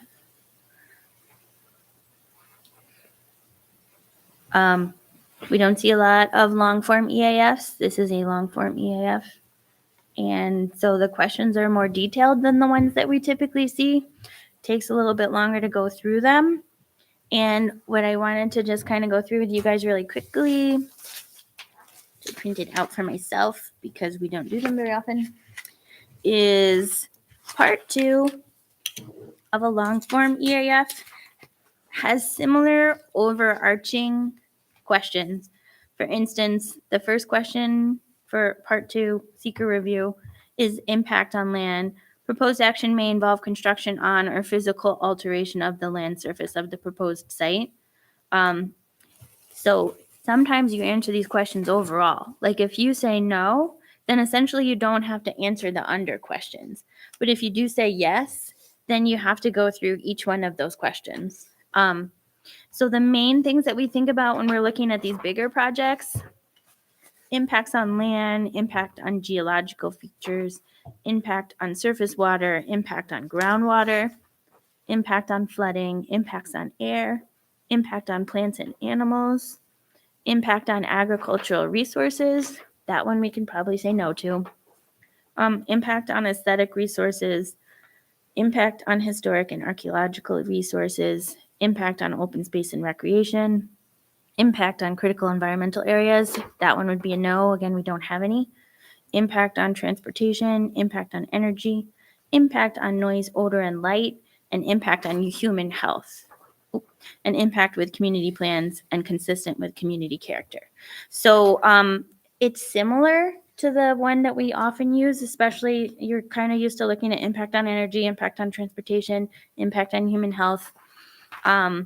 Consistency with community plans, consistency with community character. That's very close to the first question that we usually answer, but it's much more specific. Laura, I think what I might propose we do is, if we as a committee can make a list of our major concerns of the project and just sort of hammer them out as a list, and then maybe it makes the form, if we choose to do the form tonight, it might make it easier, but just from a broad perspective.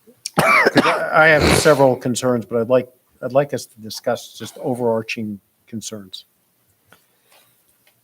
So we can just fire away and then we can sort of combine them.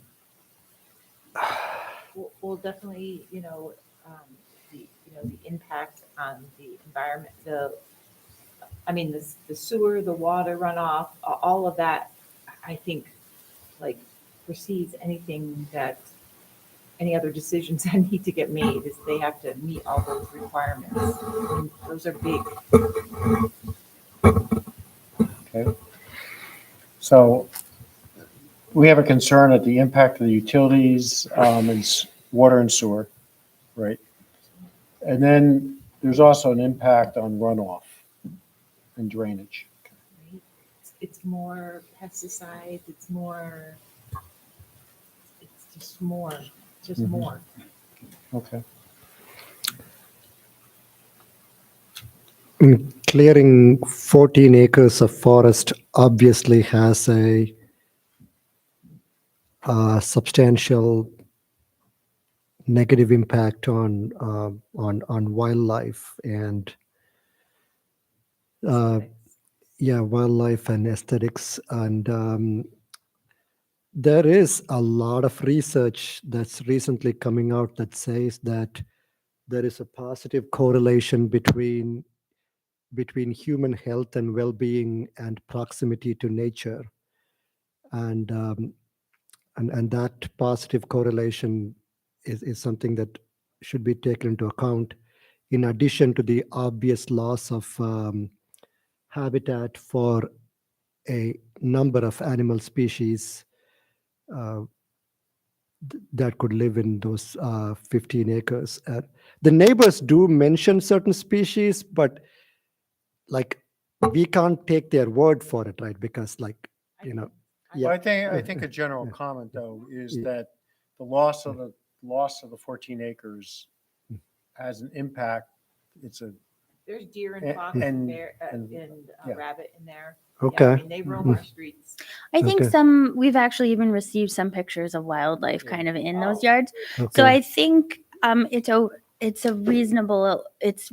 there's reasonable evidence that there's wildlife that uses that area. Absolutely. Okay, so Without a doubt. there is reasonable evidence that wildlife uses that area, that the neighbors mentioned deer, coyotes, fox, turkey, pileated woodpeckers, among others, and Falcons. falcons. And we don't have a lot of the historical maps say one thing, right? Like this is something that has existed for like a number of years. Like we don't have a lot of those left in the town, and clearing 14 acres with little or no compensation anywhere elsewhere in terms of protection is very concerning. I think one concern I have with this project is if we look at this parcel of property as whole, it's 190 acres. It is the largest parcel of public-private land in the town, congruent together. And it's in a location central to the town. Now, granted, it is a recreational, it's not forest, but it's a recreational service. And if you look at the comprehensive plan basically says that public and private resources form the core of a substantial park and recreational system in the town. So this is one of the largest components of property, which is identified in the comp plan as a core part of a substantial park and recreation system, both public and private. So my concern with this, again, and I've raised this a couple times, is that we don't want to lose this parcel piecemeal by piecemeal. And I think there's a huge concern here about the future of this parcel. There's been proposals put forward for other areas in this for development. Mhm. And I really think that if there was a comprehensive plan put forward by the Mohawk Golf Club delineating where future development could be and where future development wouldn't be, I actually think that having that knowledge would provide a framework for working to come up with the best option for both the town of Niskayuna and the applicant. There would be a way to balance this, and it would open up a lot of options that potentially could be utilized to accomplish goals by both parties. I thought that they were in agreement in not disturbing at least the left parcel. Yeah, what I'm talking though is the whole thing, The whole thing. the whole parcel. Yeah.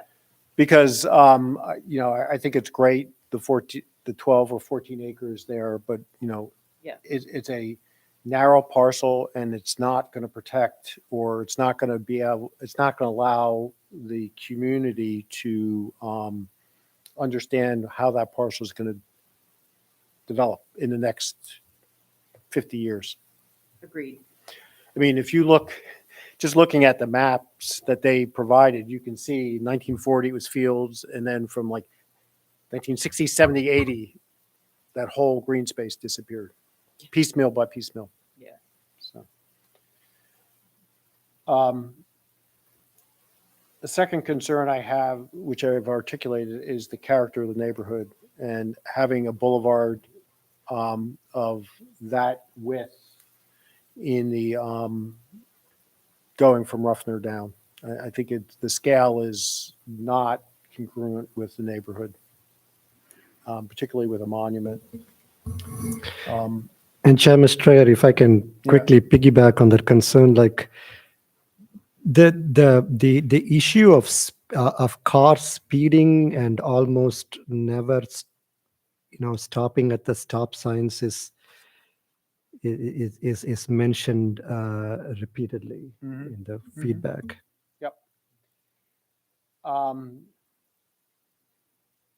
Another concern I have is the taking of the house and setting a precedent.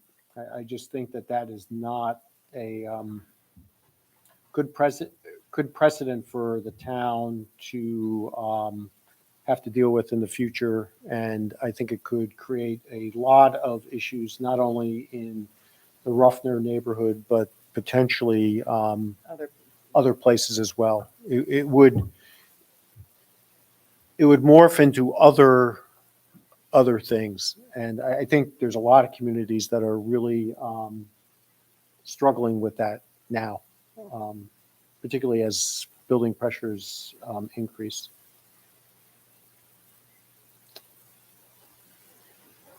I have more, but I can be quiet for a while. I Well, would, you don't have to be quiet because I'm learning a lot by hearing what you're having to say. So Okay. if you have other things I think you should say them.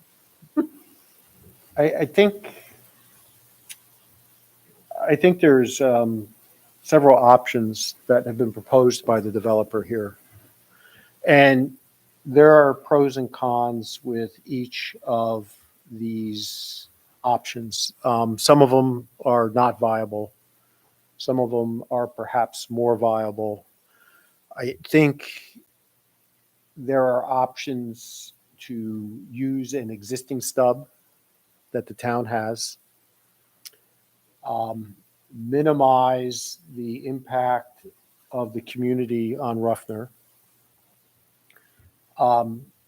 That being said, my concern is the minute you put a road in that golf course that's not a dead end, you run the risk of future development. But I think that can be easily mitigated by having a long-term development plan by the Mohawk Golf Club and working with them to mitigate that in a way that's acceptable. yeah, I don't, Something binding? Oh, yeah, potentially, yes. I think there's various stages that you could go through. I'll just leave it at that. Yeah. I think there's a lot of options potentially. There's a lot of, I would say there's a lot of avenues where, again, the community objectives and the golf course objectives could be met.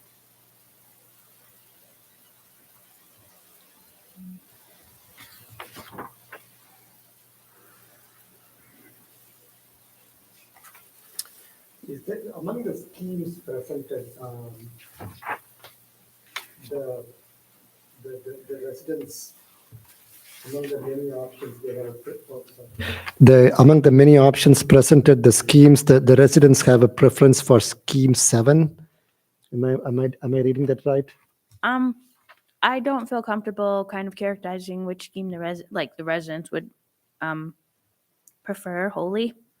I can tell you during privilege of the floor comments, several times the residents just asked that any of the development that happened be maintained within the boundaries of the golf club. But I don't know that that's a universal characteristic of every public comment that we heard. Okay, thank you. I mean,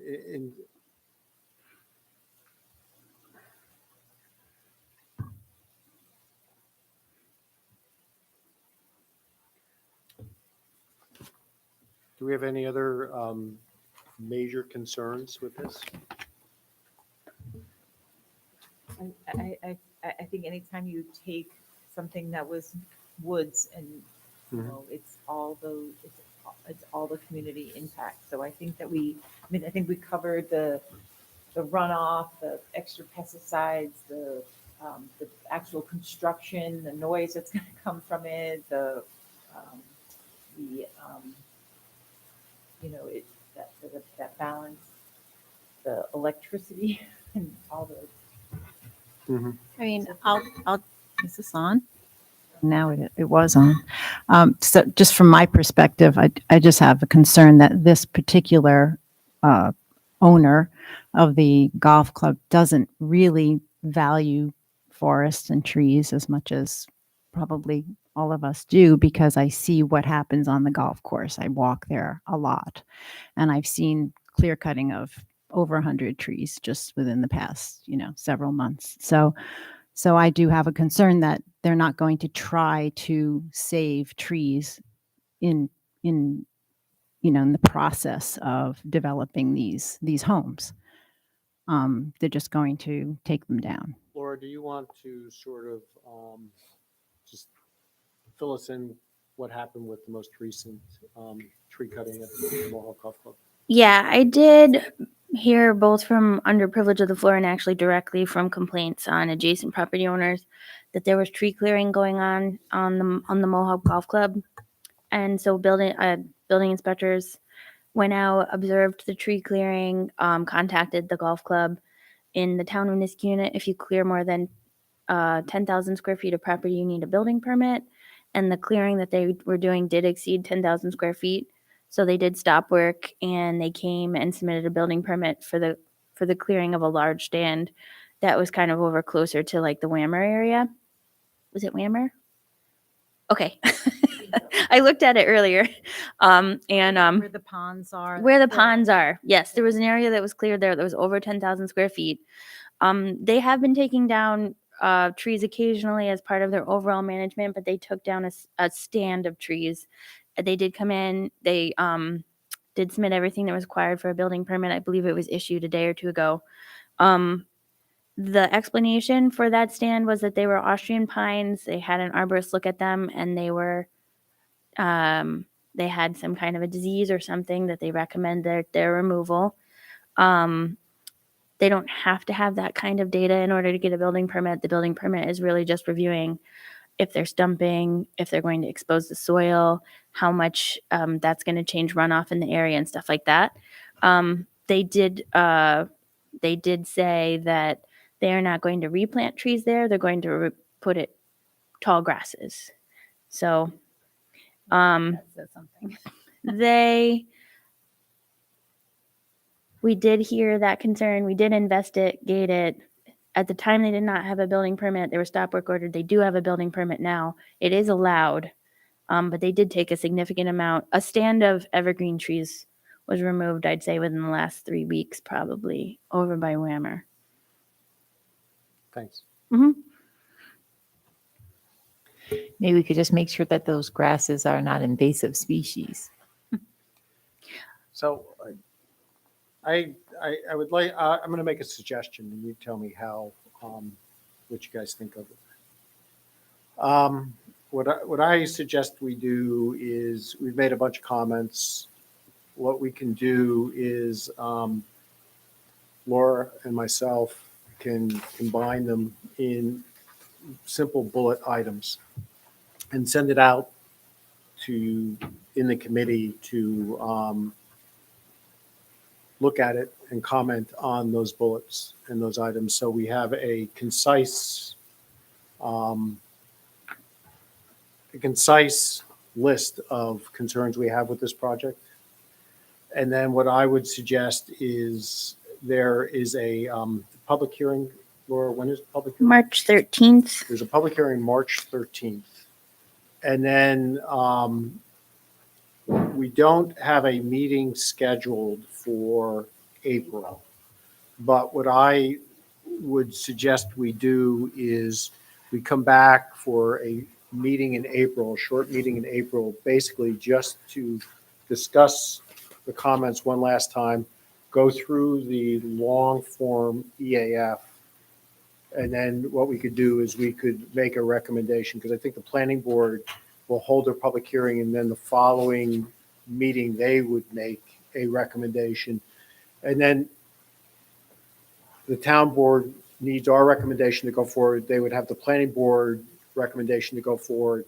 The public hearing will have happened for the planning board, so all the, I think from a process standpoint, I think that So do those comments include what we think is the best viable option of one of them that has been proposed, or do we just or do we wait until they bring us what they feel is the best? I actually, the way I view this is there are, 7 proposals?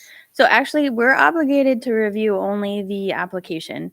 Those options were developed because the planning board wanted to see alternative accesses. The developer felt that by presenting the alternative accesses and reasons why they didn't work for the developer, that would hopefully move the project forward under their original observation. I don't think that the planning board is still very hesitant with the home coming down, but essentially the public hearing is called for the not really, I mean, it's essentially scheme 1, but those schemes are alternative access points. The So- public hearing is called on that plan, and that's the one that we actually have to make recommendations on. It is useful to see the alternative accesses because you can understand that there are potential ways to mitigate, and that can be a recommendation that there are alternative access points that can mitigate some of the impacts. But right now, they're not choosing to use any of those alternatives, and they are proceeding forward with this plan. Yeah, so I think the way I look at it, and I think Laura articulated it probably better than I would have, but those are options. They're not the options the developer is pursuing, but those are options that are potential. And when you look at, let's say, a seeker determination, I mean, if you give a positive declaration, let's say that this board did this, what you're asking the developer to do is look at alternatives, a hard look at the alternatives, which includes not developing it at all, potentially. I mean, we could sort of set some of the guidelines on that, what we wanted to see. Of course, we're just making a recommendation to the town board, so we're not actually doing that. But we could make a recommendation, have them look at certain things. And I think it would be, if use of a stub would mitigate some of the impacts, then that, I think, would be an option that could be suggested that they look at, a harder look, if we chose to do that. But so in that context, I think that's where we come in. Okay. Is that accurate, Laura? Yeah, I think so. While you guys were listing your issues, though, I tried to kind of put them in the framework of the full environmental assessment form, which I think they easily do. As far as it goes, for impact on land in the applicant's EAF, they mentioned that the average depth to groundwater table is 2 feet. So one of the things to look at in part 2 is that the proposed action may involve construction on land where depth to water table is less than 3 feet. So there you go. So that one is definitely a yes. That's something that we can work on thinking about alternatives to, and I can also send this to you. Impacts on geological features, I think is probably a no, because this is very specific geological features that are registered national landmarks. So I don't think that goes there. Impact to surface water, I think, is a yes. A lot of this project doesn't meet a lot of these thresholds, but I think that it's important to explore whether or not the drainage eventually goes to route, which we know is already overburdened per our code. Our code is actually in there. Impact to groundwater. groundwater specific to kind of drinking water, groundwater, whether or not this would result in overextending our wells or discharging wastewater into groundwater. These types of things really don't occur from a 22 single family lot subdivision. So I don't really think that that one is one that we need to hone in on. Impact of flooding. It sounds like you'd want to hone in on this, but actually this is for designated floodways. So really that one, I don't think we need to hone in on that one or necessarily impacts on air, because again, this is kind of like looking at emits more than 1,000 tons a year of carbon dioxide, stuff like that. But I think 7 is a really important one, the impact on plants and animals. So we have the clearing of 14 lots, loss of habitat. There's a couple questions here that are very specific to that.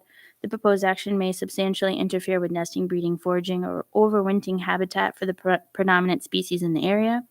And the proposed action requires a conversion of more than 10 acres of forest.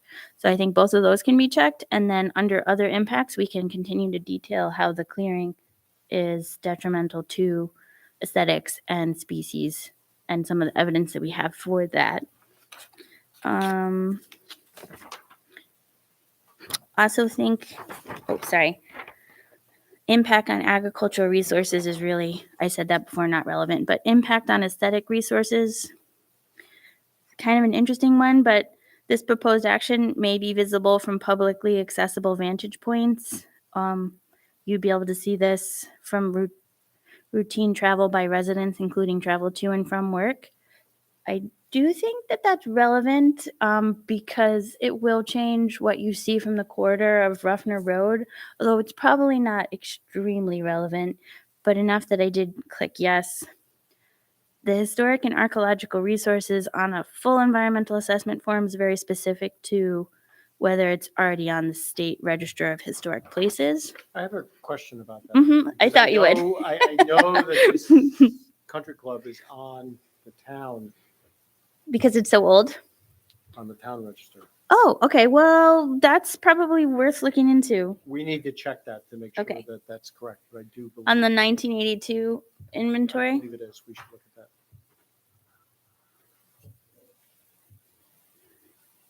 Okay, so I will look into that. It's an interesting point. Open space and recreation, I think that kind of gets to your core part of public-private recreation system. Specifically, does the proposed action result in an impairment of natural functions, ecosystem services provided by undeveloped areas, wildlife habitat? Will it result in the loss of current or future recreational resource? That's something we can look at. In the context of your number 3, I think that you were listing. No CEA. Impacts on transportation, we need to dive into the numbers for the vehicle trips. So I put yes to that. Impacts on energy, this is huge. Like, will it utilize more than 2,500 megawatts of electricity a year? That's a no. And the impact on noise, odor, and light, really residential subdivisions don't trigger those types of things. Same for human health. But 17 and 18, I think, are really where we're landing on the biggest concerns when I just was going through your list. 17 is consistent with community plans. Things like, is the proposed action land use components different from or in sharp contrast to current surrounding land use patterns? Sounds similar to one of the points that you just made. Is it inconsistent with the comprehensive plan? Is it change in the density of development that is not supported by an existing infrastructure? So, and then consistency with community character. Again, I think honing in on these, they're very similar to the list of issues that you guys mentioned, so we can kind of fold them into here. And then by our next meeting, hopefully we'd be able to really look at the moderate, if it's no to small and the small can be mitigated, or if it's moderate to large. And if there's too much moderate to large, that's where we get into our, yeah. Could you send out the part 2 form to everybody on the Mm-hmm. so we could look at it and be Yeah. familiar with the nuances of it? Yeah, and if you want, I can also, like you said, we'll bullet point the list of issues that you came up without the part 2.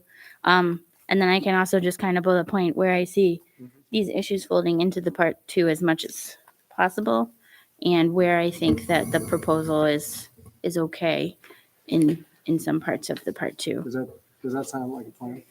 To- Can we, so that requires us to potentially schedule a meeting in April. Yes, I'm okay with that. Are you okay with that? Laura, a quick question, please. The state seeker website actually mentions a part 3 also?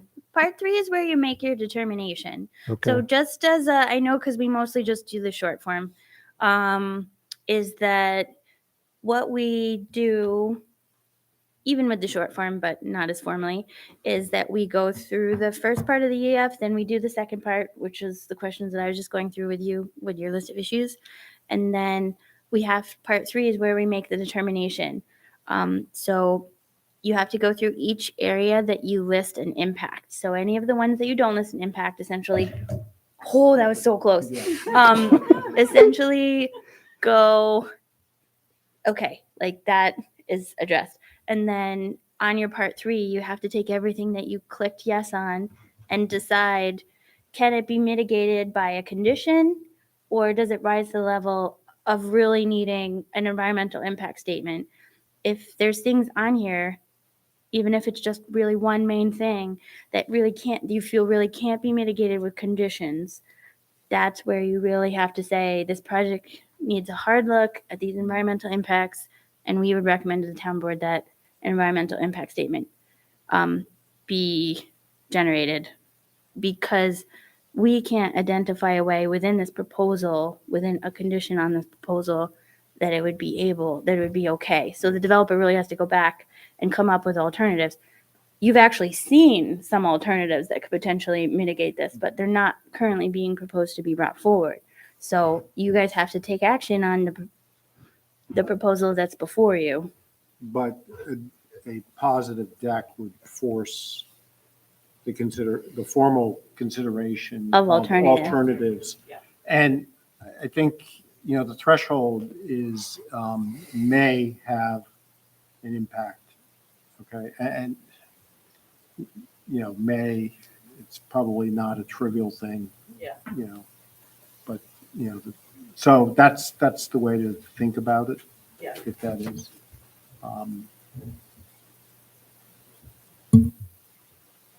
Okay. Are we, okay, have we discussed this project enough? I know we discussed it a lot. Okay, can we schedule the meeting when everyone's here? Yeah, why don't we do it at the end? Let's just. Okay. Okay, Laura, it is now, what are we going to do with the EAF 3900? Okay, so just an update on that is that the planning board had a privilege of the floor comment that wanted us to take a hard look at the Norway spruce tree that's across the street from 3900 State Street.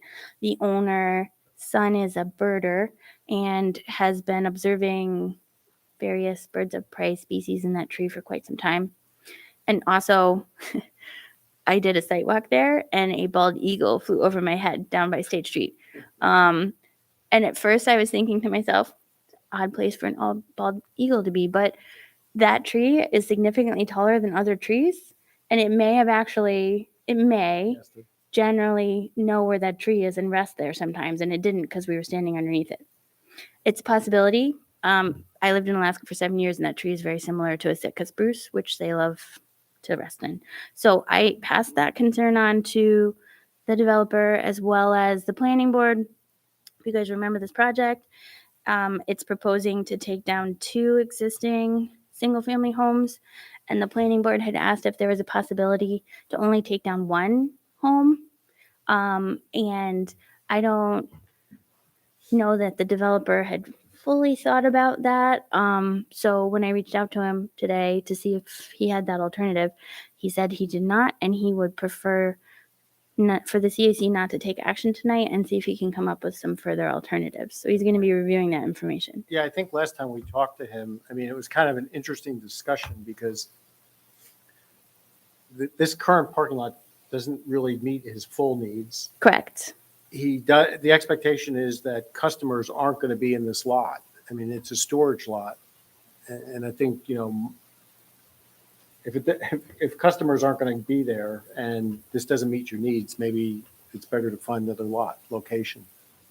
I do think that there is an existing offloading of the cars problem, which if you didn't go in, if you really kept any expansion of the parking lot like very, very close to the Kia dealership, but you were able to build a place where they could safely offload the cars.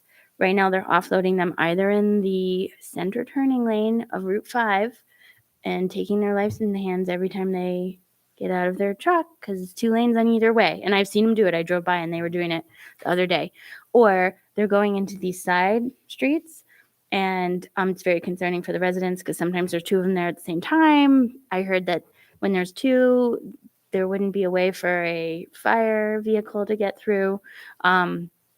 They're kind of like damaging the front yards of their So neighborhoods when they're offloading. So like finding a space for offloading seems to be like a real concern that could be addressed somehow. So let me just ask you a question. So they are parking the trucks in the center lane and pulling the cars. Yeah, you know those Yeah. cars that have the new cars on them? Yeah. Yes, that's where they're, that is where I've seen them offload. They also offload on the side streets. I've not seen it, but a couple of the residents have sent pictures and videos to me, which were passed on to the planning board and the town board of them offloading on the side Is streets that as well. even legal? I don't know. Probably, but it's not. Doesn't seem like a very safe. No. And I do actually think that occasionally the residents call the police and the police do come down and ask them to move their vehicles. So it's definitely an issue. It's not an issue even specific to Kia. I think a fair number of these guys are doing something there. But if there's a way to kind of compel Kia to really actually designate an offload area and maybe get some additional parking, there may be an overall environmental benefit to that. But I don't think that 144 parking space and taking down with 2 single family homes can be justified. Yeah. But I do think there might be a way to do offloading area is small. Did they say how many, how often cars are delivered? I don't know if we've ever asked him that. It does seem to be like a lot. Only because because we have done the public hearing for this project and stuff, my name is on the bottom of the public hearing. I'm now getting emails from adjacent residents kind of almost every time that there's a delivery, and it does seem to be fairly regularly, like at least every other day. Well, I think we need to understand that because that goes to the impact in the neighborhood. Absolutely. Yeah. It would be, yeah. So I'll I- mention and, that to you him know, too. And I don't think that you can own a dealership and have people just show up willy-nilly, you know, whenever the wind blows to drop off cars. What, you know, I mean, I understand how, you know, I mean, just having shipped cars across country, you know, how that whole, Yeah. you know, we'll be there in an hour and 6 hours later, they're, you know, driving down the road to pick up cars to, you know, it's, I understand, but I think it's also a concern too, if they're using local streets to make those deliveries, because those streets aren't designed. Yeah, so that was the concern we heard from the resident at the planning board, like children in her yard, not on the street. Sometimes we'll hear my children are playing on the street. I know that was great, you know, 80 years ago, but it's really not a good thing anymore, generally. But they're talking about their children playing on the yard and still having issues with these cars being offloaded. So the police chief told me I'm never allowed to say it's okay for your children to play in the street. You can't condone that. Nope, not a good idea. I would Even just if say you love your that, street. you know, whatever is done, that the issue of, you know, offloading cars needs to be addressed. Yeah. Agreed. You need to go. Oh. Okay. So I'm more, jealous that you saw, you know, a bald eagle there. I did not see any, all I saw were cars. I'm surprised over State Street, but I see bald eagles. I'm very attuned to them, but You must have that eye. I do. I actually used to work for Wildlife Cruise in Alaska, and it was one of my jobs was to spot the bald eagles for the tourists. But I actually see them probably once a month in Niskayuna. I've seen them flying over the Rexford Bridge. I have two. I Well, there used to be one, a tree that they used to go to, my aunt, but it's a dead tree and they fell, they had to take it down. But And- anyways, yeah. I can't remember where I was, but I was there's a lot the leaves are off the trees and I can't remember exactly where I was. But I'm pretty sure that I saw 2 bald eagles nests like in New York. So I mean they're definitely I know. I was taking the train down to New York City. Yeah, there are definitely bald eagles nests. 100%. I'm trained to find them. Yeah. As you're going up and down the Hudson, pretty close to Albany, I saw some I of saw them. one on the Northway, Mhm. just, like, maybe a week and a half ago. Anyway, Wow, side that's note. Here we exciting. go. Yeah, a lot. Okay, it's getting late and I Yeah. think we should just keep on moving. Okay. Let's go to the discussion items. And that's 2837 Aqueduct Road, and this is the phase 2 of the Rivers Ledge Senior Center. As you recollect, you may recollect, when they came for the development the first time, this was always a second phase that they wanted to put in. So we've looked at, quote, versions of this, but I think the version has changed. So Chuck was here the last time presenting to you guys why they couldn't do the underground parking. If you remember, I think he said that they were kind of exploring whether or not they could do solar panels here. They still are. They went to the planning board and the planning board had concerns about the overall look, aesthetics, and feel because Rivers Ledge has been, I think, really transformational from a junkyard to a nice apartment complex on the river, adding to the park, and they wanted to make sure that this was the same level, this was the same standard as those other apartments, especially because this is restricted to ages 55 and above. And it just seemed like it was kind of a shame to have them park outside and then walk across the snow and the ice. But they did say that they really can't do the underground parking. So they came up with this alternative scheme, which removes some of the covered parking over here and it adds some islands and breaks up some of the asphalt because the scheme that you saw, the option that you saw was just a sea of not a sea. Well, it was a sea. It's still a sea, but it was just a it was just straight asphalt all around the building, and so they did do this. The disadvantage, this is particularly where they added some of the green space. The disadvantage is now you only have 28 plus 13, 41 parking spaces on 50. So there would be units now that wouldn't be able to rent a covered spot, which is a definite disadvantage to I mean, if you're 55, that. I mean. You get, yeah. So you wanna anyway, encourage people to stay here. You Yes. wanna encourage people to stay here in the winter. So if you're going to try to encourage people to be part of our community in the winter, you have to take into the fact that we get snow. it's true. You know, and that getting from your home to your car or wherever, you know, it matters. Matters. How it matters if it's covered, if it, you know, it just leads to more salt. It's basically what it does, because they just come in and they salt the crap out of it and they plow it. But if your car's not covered, you still have to brush off your car, and It's problematic. it's problematic, you know, for older residents. Actually, for anyone. Well, I mean, it is, speaking to people who live in cities who have to, you know, brush off their cars, Mhm. move it from side to side, you know. It's slippery, even if they can't salt around your cars. The snow gets pushed down and you're standing in icy Right. kind of awesomeness. Yeah. So the planning board agreed with you. They looked at this one and they said, you've got to find a way to get 55 covered parking spaces. So this is the second version. 45? They have 41. 41. So they're going to try to go back to 55 and still keep more green space. And the next time they come, and they'll come before you guys too, they're actually also going to have renderings of what the garages look like. And they're going to have that elevational view that you saw before. So you can kind of understand how the outdoor garages would look, you know, as like Aqueduct Road is kind of at this elevation, the building's here, this is the garage, this is the Mohawk Hudson Bike Hike Trail. So those are the next things that are coming. It did evolve a little since it went into your packet It did, yeah. Okay. because They haven't devised retractable or, retractable parking structure that they can, tilt,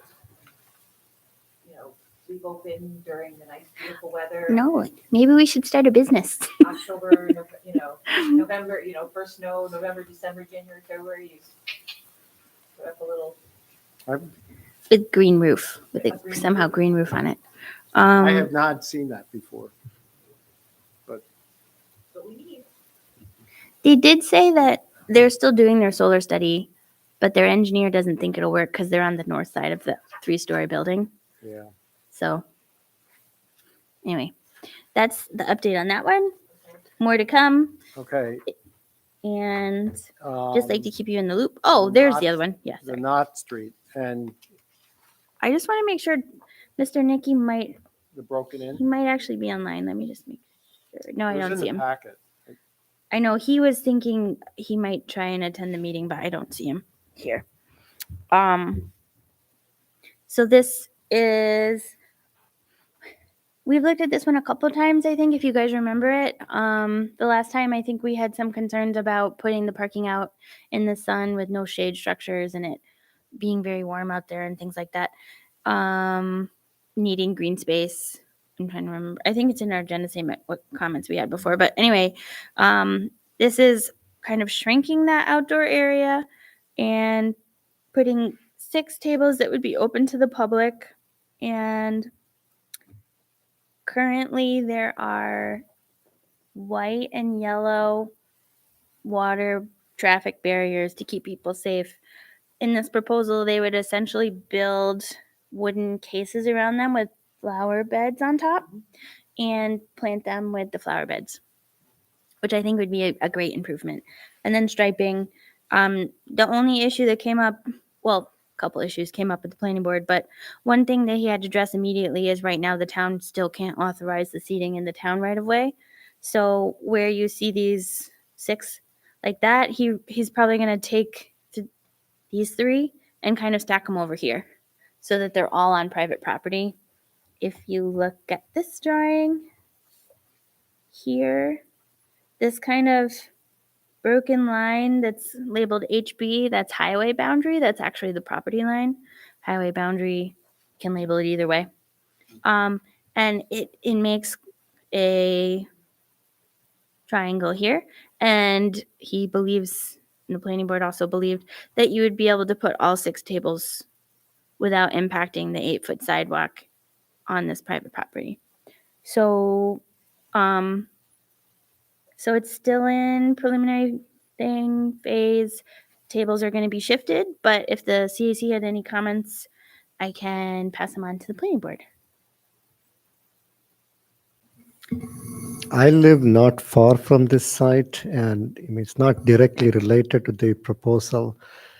You know, all of us neighbors who live in that area are kind of terrified of Crescent Road. Oh, yes. There is a stop sign there that's like very frequently disobeyed.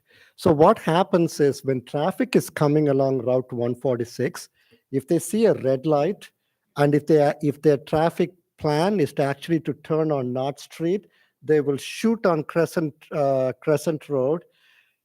And I've had 2 close calls in there on my bike. It's It a is scary a place. very dangerous intersection. There's no markings, Yeah. and it's like 300 feet wide. Yeah. Yeah. And it's like all coming. So with this proposal, and one of the renderings had vehicles parked in those spots. I have some concerns that, like late night, somebody is backing out and somebody is going to come barreling down on Crescent, and there's going to be an incident there. I know that Complete Streets has been looking at this project for quite a while now. I mean, Okay. they're, Mm. so Complete Streets is aware of the issue. Yeah. I can. Well, it's comforting that that they're aware of it, but like local residents would like to move beyond the awareness phase. I do like the fact that there's going to be markings, right? Mhm. So people can't just drive like willy-nilly, like, when they take that corner, they feel like oh, am I going to go this way or am I going to go this way? Like they have a long time to make those decisions, where as if there is those parking spaces, it will force them to, to see that there are spaces there. But I mean, I'm not sure that it, I mean, what kind of markings? Like a white line, fluorescent? Yeah. yeah. Yeah, there's nothing that would be sticking up, but it's, painted parking spots. One other point to make, this is sort of being done by the applicant to protect the patrons at like the ice cream window, to allow for him to stripe, because current parking isn't maximized without striping. People kind of make their own parking spaces and generally don't maximize the parking when you're making your own parking spaces. So there's some advantages to getting this done this season to just help with the situation there. But what the planning board did mention to him, what we've talked about at the town board, is that the tables sort of on his property aside, he's still saying they would be public, is that the town may still end up doing something more significant with the Crescent Clifton Park co-op kind of alleyway intersection. They've been kind of tossing around ideas of like a pocket park or something more green. So this would be an potentially intermediate step for safety for the time being, but something greater, if we could, may be done. Maybe not, but hopefully, the town did study alternatives and came up with some ideas. They were like at a minimum $300,000. Town was like, okay, those were good ideas. But I think in partnership with this and Metroplex and some other things, more significant things may be done for the safety of the Crescent and the alleyway there in Clifton Park. But for a temporary striping probably would be good this year. And the the wood planters are a lot more attractive than the white and yellow things. So he did agree to do those, even if eventually they may change. The only thing that I didn't realize. Only thing I didn't realize about was the 3 spaces on the other side. I missed that when I was reading. For some These ones? reason. Oh no, is that where the 3 one you're talking about? I thought you were talking about where the red line was and where that. Oh, yeah. That part, I didn't understand that exactly, but that's okay. Actually, you can see it on this one. It's the red line. Yeah. So inside of this red line is actually owned by the pharmacy, which owns that building. Right. So if he can fit all the tables in there, Yeah. then it he looks like it doesn't. might be a 5 or not a 6er, but yeah. Yeah, maybe you might be able to kind of bump that one down. The other But thing that I anyways. noticed since the last time we actually had those heat and shade concerns is at least the tables in his proposal have umbrellas on Yeah. them. Yeah, which should help. Yeah. Yeah. It did look like the owner had made a significant effort to improve. You know what I mean? Like to make the area nice and inviting to local residents and people. So that was. Yeah, I mean, I think overall, to have outside dining at this location is a real benefit. And there's a real need. I think we talked about that, particularly for like ice cream Yeah. for residents. Since, there was one on State, on Union, that used to be there when my kids were younger. Uncle, Ben Jerry's. Well, I'm sorry?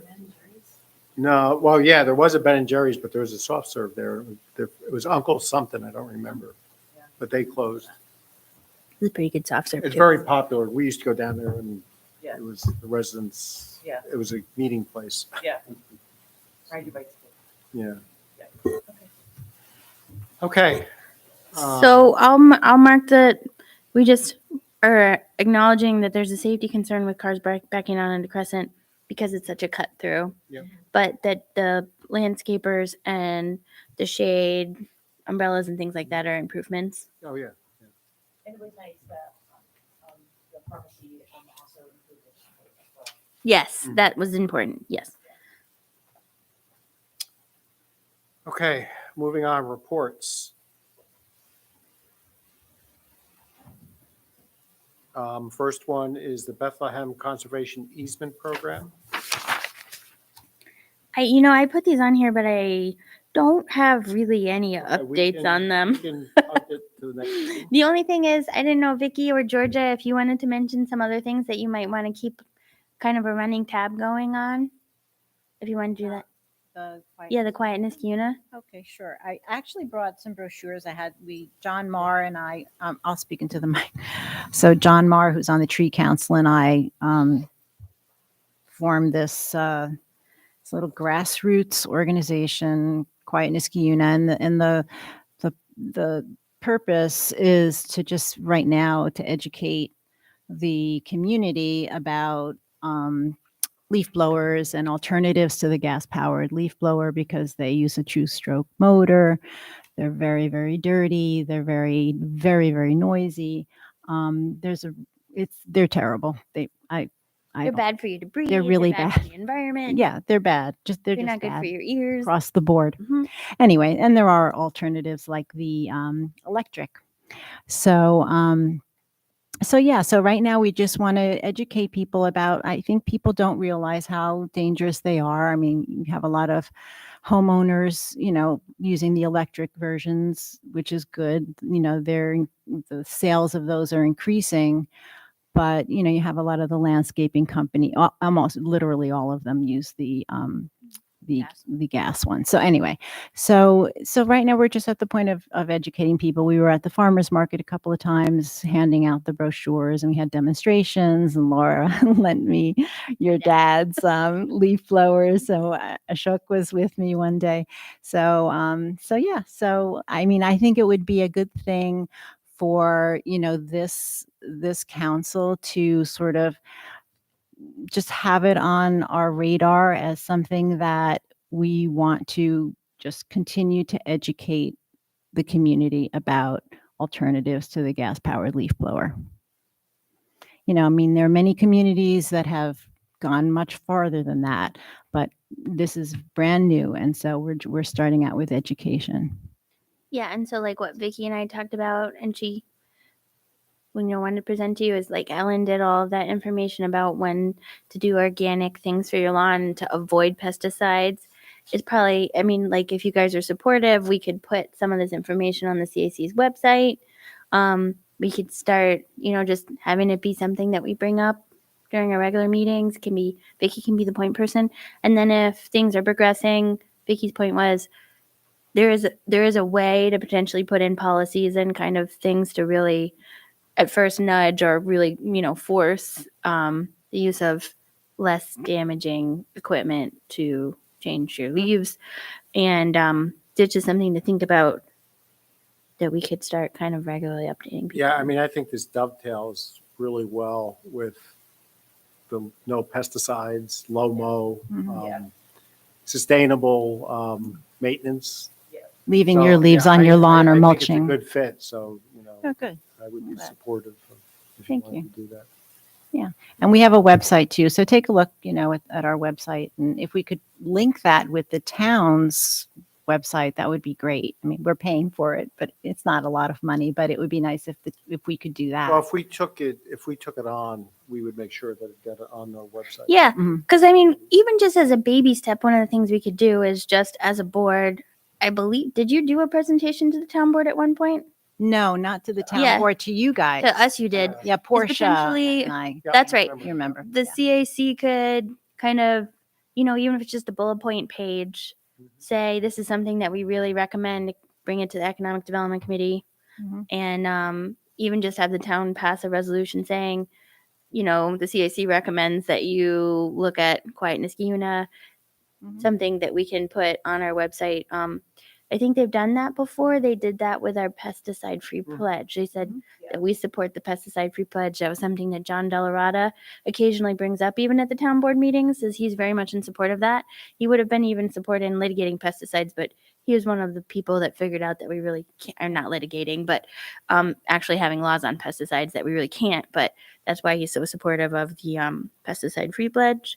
I think potentially we could get them on our side for the Quiet Niskayuna and then fold that right into our regular I things mean, that I we think do. there's a lot of support. I can't imagine anybody who enjoys hearing a leaf blower. Yeah, I mean, really, I think some people like that we talk to at the green market, they have the gas powered ones already, so they're reluctant to get rid of them and get another one. But I mean, the trend, this is the trend. It's eventually, I think it's they're not going to be around anymore. I think the big stumbling block will be the landscaping companies, because they're just so much more efficient and quicker. That's actually More powerful, but the other ones are improving. And I mean, I think it's just a matter of time before things become, electric and battery operated. Well, That's just the way everything is going. It's interesting though, the lawn maintenance companies are kind of a stumbling block for us with our pesticide-free pledge, because it's I think fairly palatable for for many homeowners to take on the pesticide-free pledge. We sold a lot of signs, but for people who hire the lawn companies, Ellen did a lot of work trying to find lawn companies that do organic treatments. There was only one, and because we wanted to be able to say, if you really want to do organic treatment, here's the thing. Here's a variety of people that do them, and yeah, it's a stumbling block for pesticides as well, because a lot of people Yeah, but use I think them. it's one today, but I would think in 10 years, things may look very different. Yeah, I but mean, we don't want to wait that long. Well, I mean, but there are I baby. mean, from people taking that on. It Yeah. takes time. There's a I mean- I completely understand what you're saying. I just, for the love of God, we can't wait 10 years. No, we can't. need, we just, It still might be. No, but we're so good at killing ourselves. We're just I guess do so many things that we're just so good at. I guess the point I was trying to make, and I probably made it poorly, No, is no, no, if we no. don't advocate for these things, it's Yeah. not going to be 10 years. It's I going to understand. be Yes. 50 years, right? Yeah. Well, I actually still think it might be worth it even to take the one and be like, Bring it to the next level. it's probably getting close to the time where we would do our kind of, I think that your first round is January, February, March. Yeah, I think so. Yeah. Is that, if we're releasing our April, May, we could say, here's your April, May. If you have a lawn service, ask them about organic treatments. We also identified an organic treatment company here. We have to be a little careful with companies, but it'd be nice if there was at least two. There's only one so far. There's only one so far. But I mean, That's why we haven't done it. even just saying, hey, reach out to your lawn maintenance people and see what they use, maybe, pushes things along. Anyway, I know it's late, but I just Yeah. feel like we could just keep working on that. Okay. And then, sorry. NRI. Ashok, do you have anything? So we have identified a grant opportunity, and Laura has sent me some maps, and we are hoping to submit, right? Yeah, I sent them off to Jim. So this is to have Jim come back and survey some more properties? Yeah. Yeah. Excellent. Okay, Lomo, I think we talked when Roy was on about that, so we can, Yes. unless So- you wanted to say something more specific. No, we'll just make sure that, You're going on Tuesday, Helen? I can't go this. Okay, Tuesday. I'm going on Tuesday, and then for an unrelated matter, and I'll bring this up. To you. Okay, Yeah, I'm gonna be, I'm going on vacation that day. Good for you, Ellen. Good. And Roy's coming on Friday, and I can also bring that up. Right, and he in my sent a report. lovely email to all of us, including, the stuff. Yep. And even it would be nice if, It'd be nice if we could even start, well, let's get to the making sure, I mean, Ray had agreed to the Lomo that we had done last year, Yeah. which was basically what I was just looking to make sure that that's what was in place. And they Mhm. seemed happy about it, and he was willing to even, help us with more signs and stuff like that. So it's now we just need to make sure that mowing is going to happen before that May date, and then not again till after the birds Yep. have had their, Well, I think the short grass will be mowed consistently throughout the summer, but if you mow it first before May 15th, it won't be attractive to the birds. Yeah, because I think what he was saying is it took them a long time to mow the short grass, so then the birds were excited and maybe nesting in the areas that were going to be part of the golf course. So if you mow the areas that are going to be short before May 15th, you can continue to mow them. But the birds won't. The first The mowing first has to birds. occur before the 15th. Yeah, Yes. the short grass mowing has to occur before May 15th, so that the birds aren't like, oh, look at this place too, Yeah. because that place won't be there later. okay.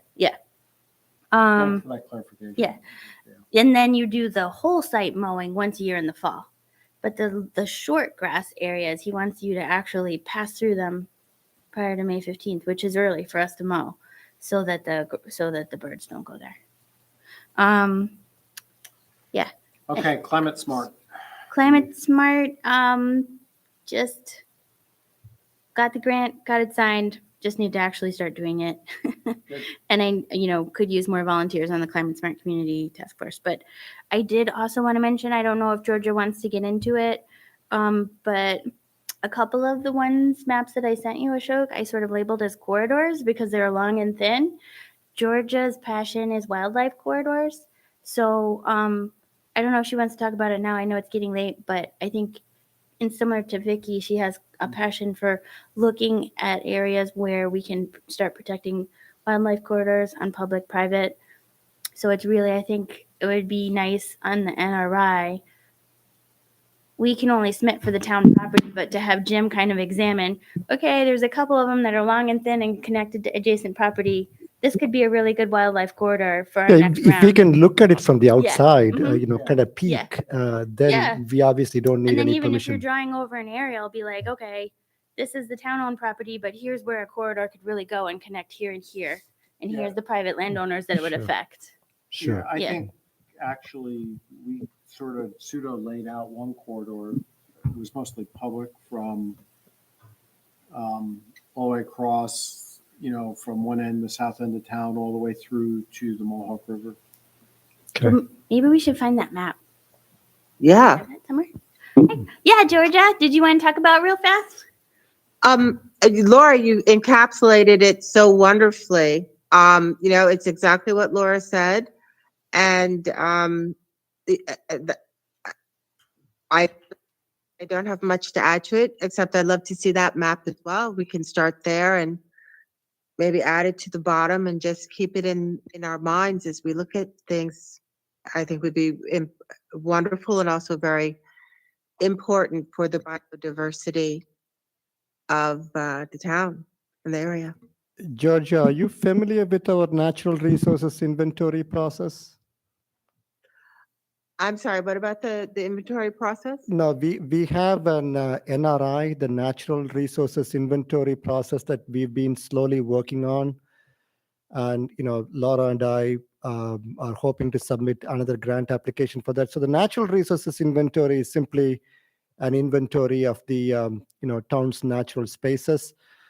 Talking about what animals live in what location and so on. I know it's getting late, but I'd love to connect with you offline and update you on the process.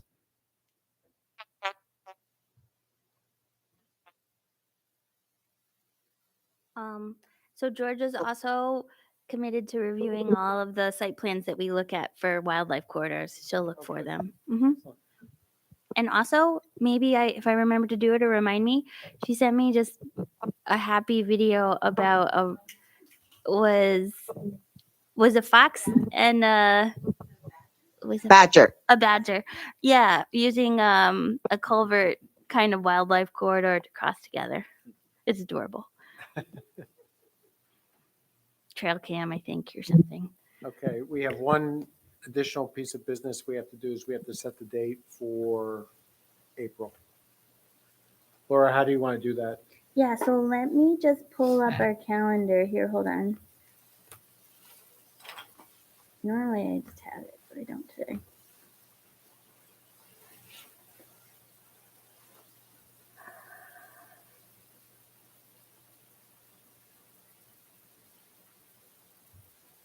Okay. So while she's pulling that up, so Mickey and I are, and we're doing we're part of a composting. We're using the grant from the composting. So it's going to be in late April.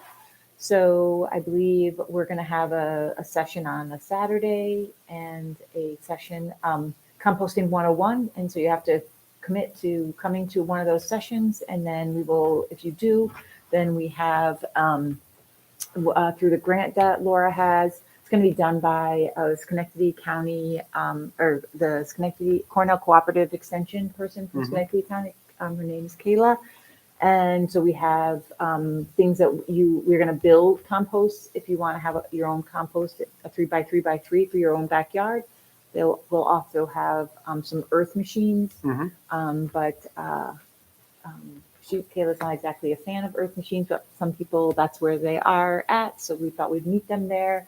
And then we have some composters and stuff like that. So that I'm going to create sort of like a compost pledge. You know, basically we just want some buy-in from people before we give them away free stuff. So that is going to be happening at the end of April. So if anybody's interested, we would love some help. Great. End of April, you said, Helen? End of April? Yes. So it'll be the first one's going to be, I believe, the day that we're celebrating Arbor Day here. So there'll be, so we'll have, so it'll be a session inside that we'll tape, and then we'll have another day. That's a weeknight. So in case you can't go on the weekend, and then we'll have a pickup date. But if you want to learn how to build them, I'm going to be building them with Kayla. So very simple ones that will work great. So.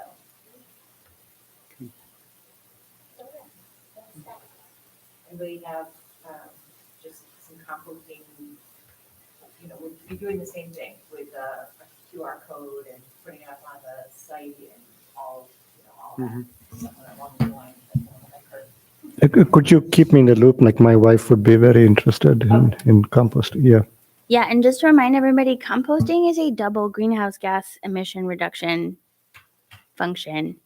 So double. So one, it removes waste from the waste stream, and then the greenhouse gases for transporting that go. But then two, when you put the compost in the ground, the soil absorbs more greenhouse gas. So it's like, you don't think about it, but it's actually like a double whammy. It's really, really good for reducing greenhouse gas emissions. So I got the calendar up, and so the reason that we didn't schedule our meeting on April 5th, our normal meeting, is because it is the first night of Passover, which is a pretty important night.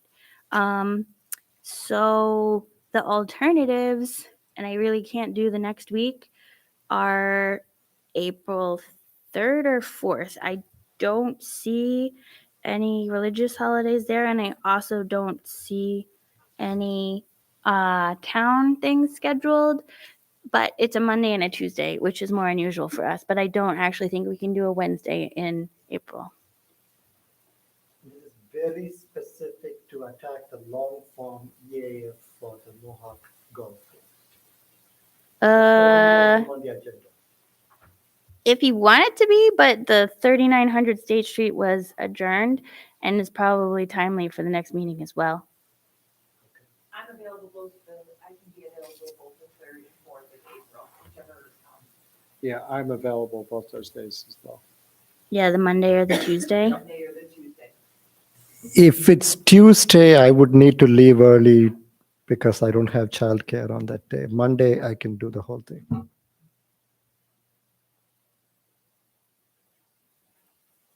Monday's fine with me. That Yeah. would actually normally be a planning board meeting, but because the last March 27th is directly adjacent to the 3rd, I can do that. I mean, if one. we could swing Monday, I'd really like you to be able to be at the meeting, the whole meeting. Yeah, I'm here, right? No, I'm saying that your input's valuable. next. Yeah, I will be here. Like Tuesday, I don't have childcare, no, but that's what Monday, I'm saying. So Mondays. Monday. What about you, Steve? Do you know? That should work. Monday is okay.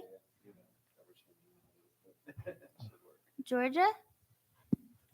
Monday would be, Okay, well let's Okay. schedule for Monday. I mean, that's a quorum there anyway. Good. We don't have Mickey or Chelsea, but we could see. We didn't ask Vicky. We had, Oh, you should find. Okay, She was all nodding. right, all right. okay, so I'll put that, and then I'll put that on the calendar and send it out to you guys with an updated Monday, April 3rd, 7 p.m. Good work. No, go ahead. I'm a little chilly. I just, no, I'm good. I'm good. Okay, then I make a motion, we adjourn the meeting. I second that motion. Okay, all in favor? Aye. All opposed? Hearing none, the motion carries. Thank you. Thanks, Georgia. you're welcome. Thanks, everyone. Bye. Bye.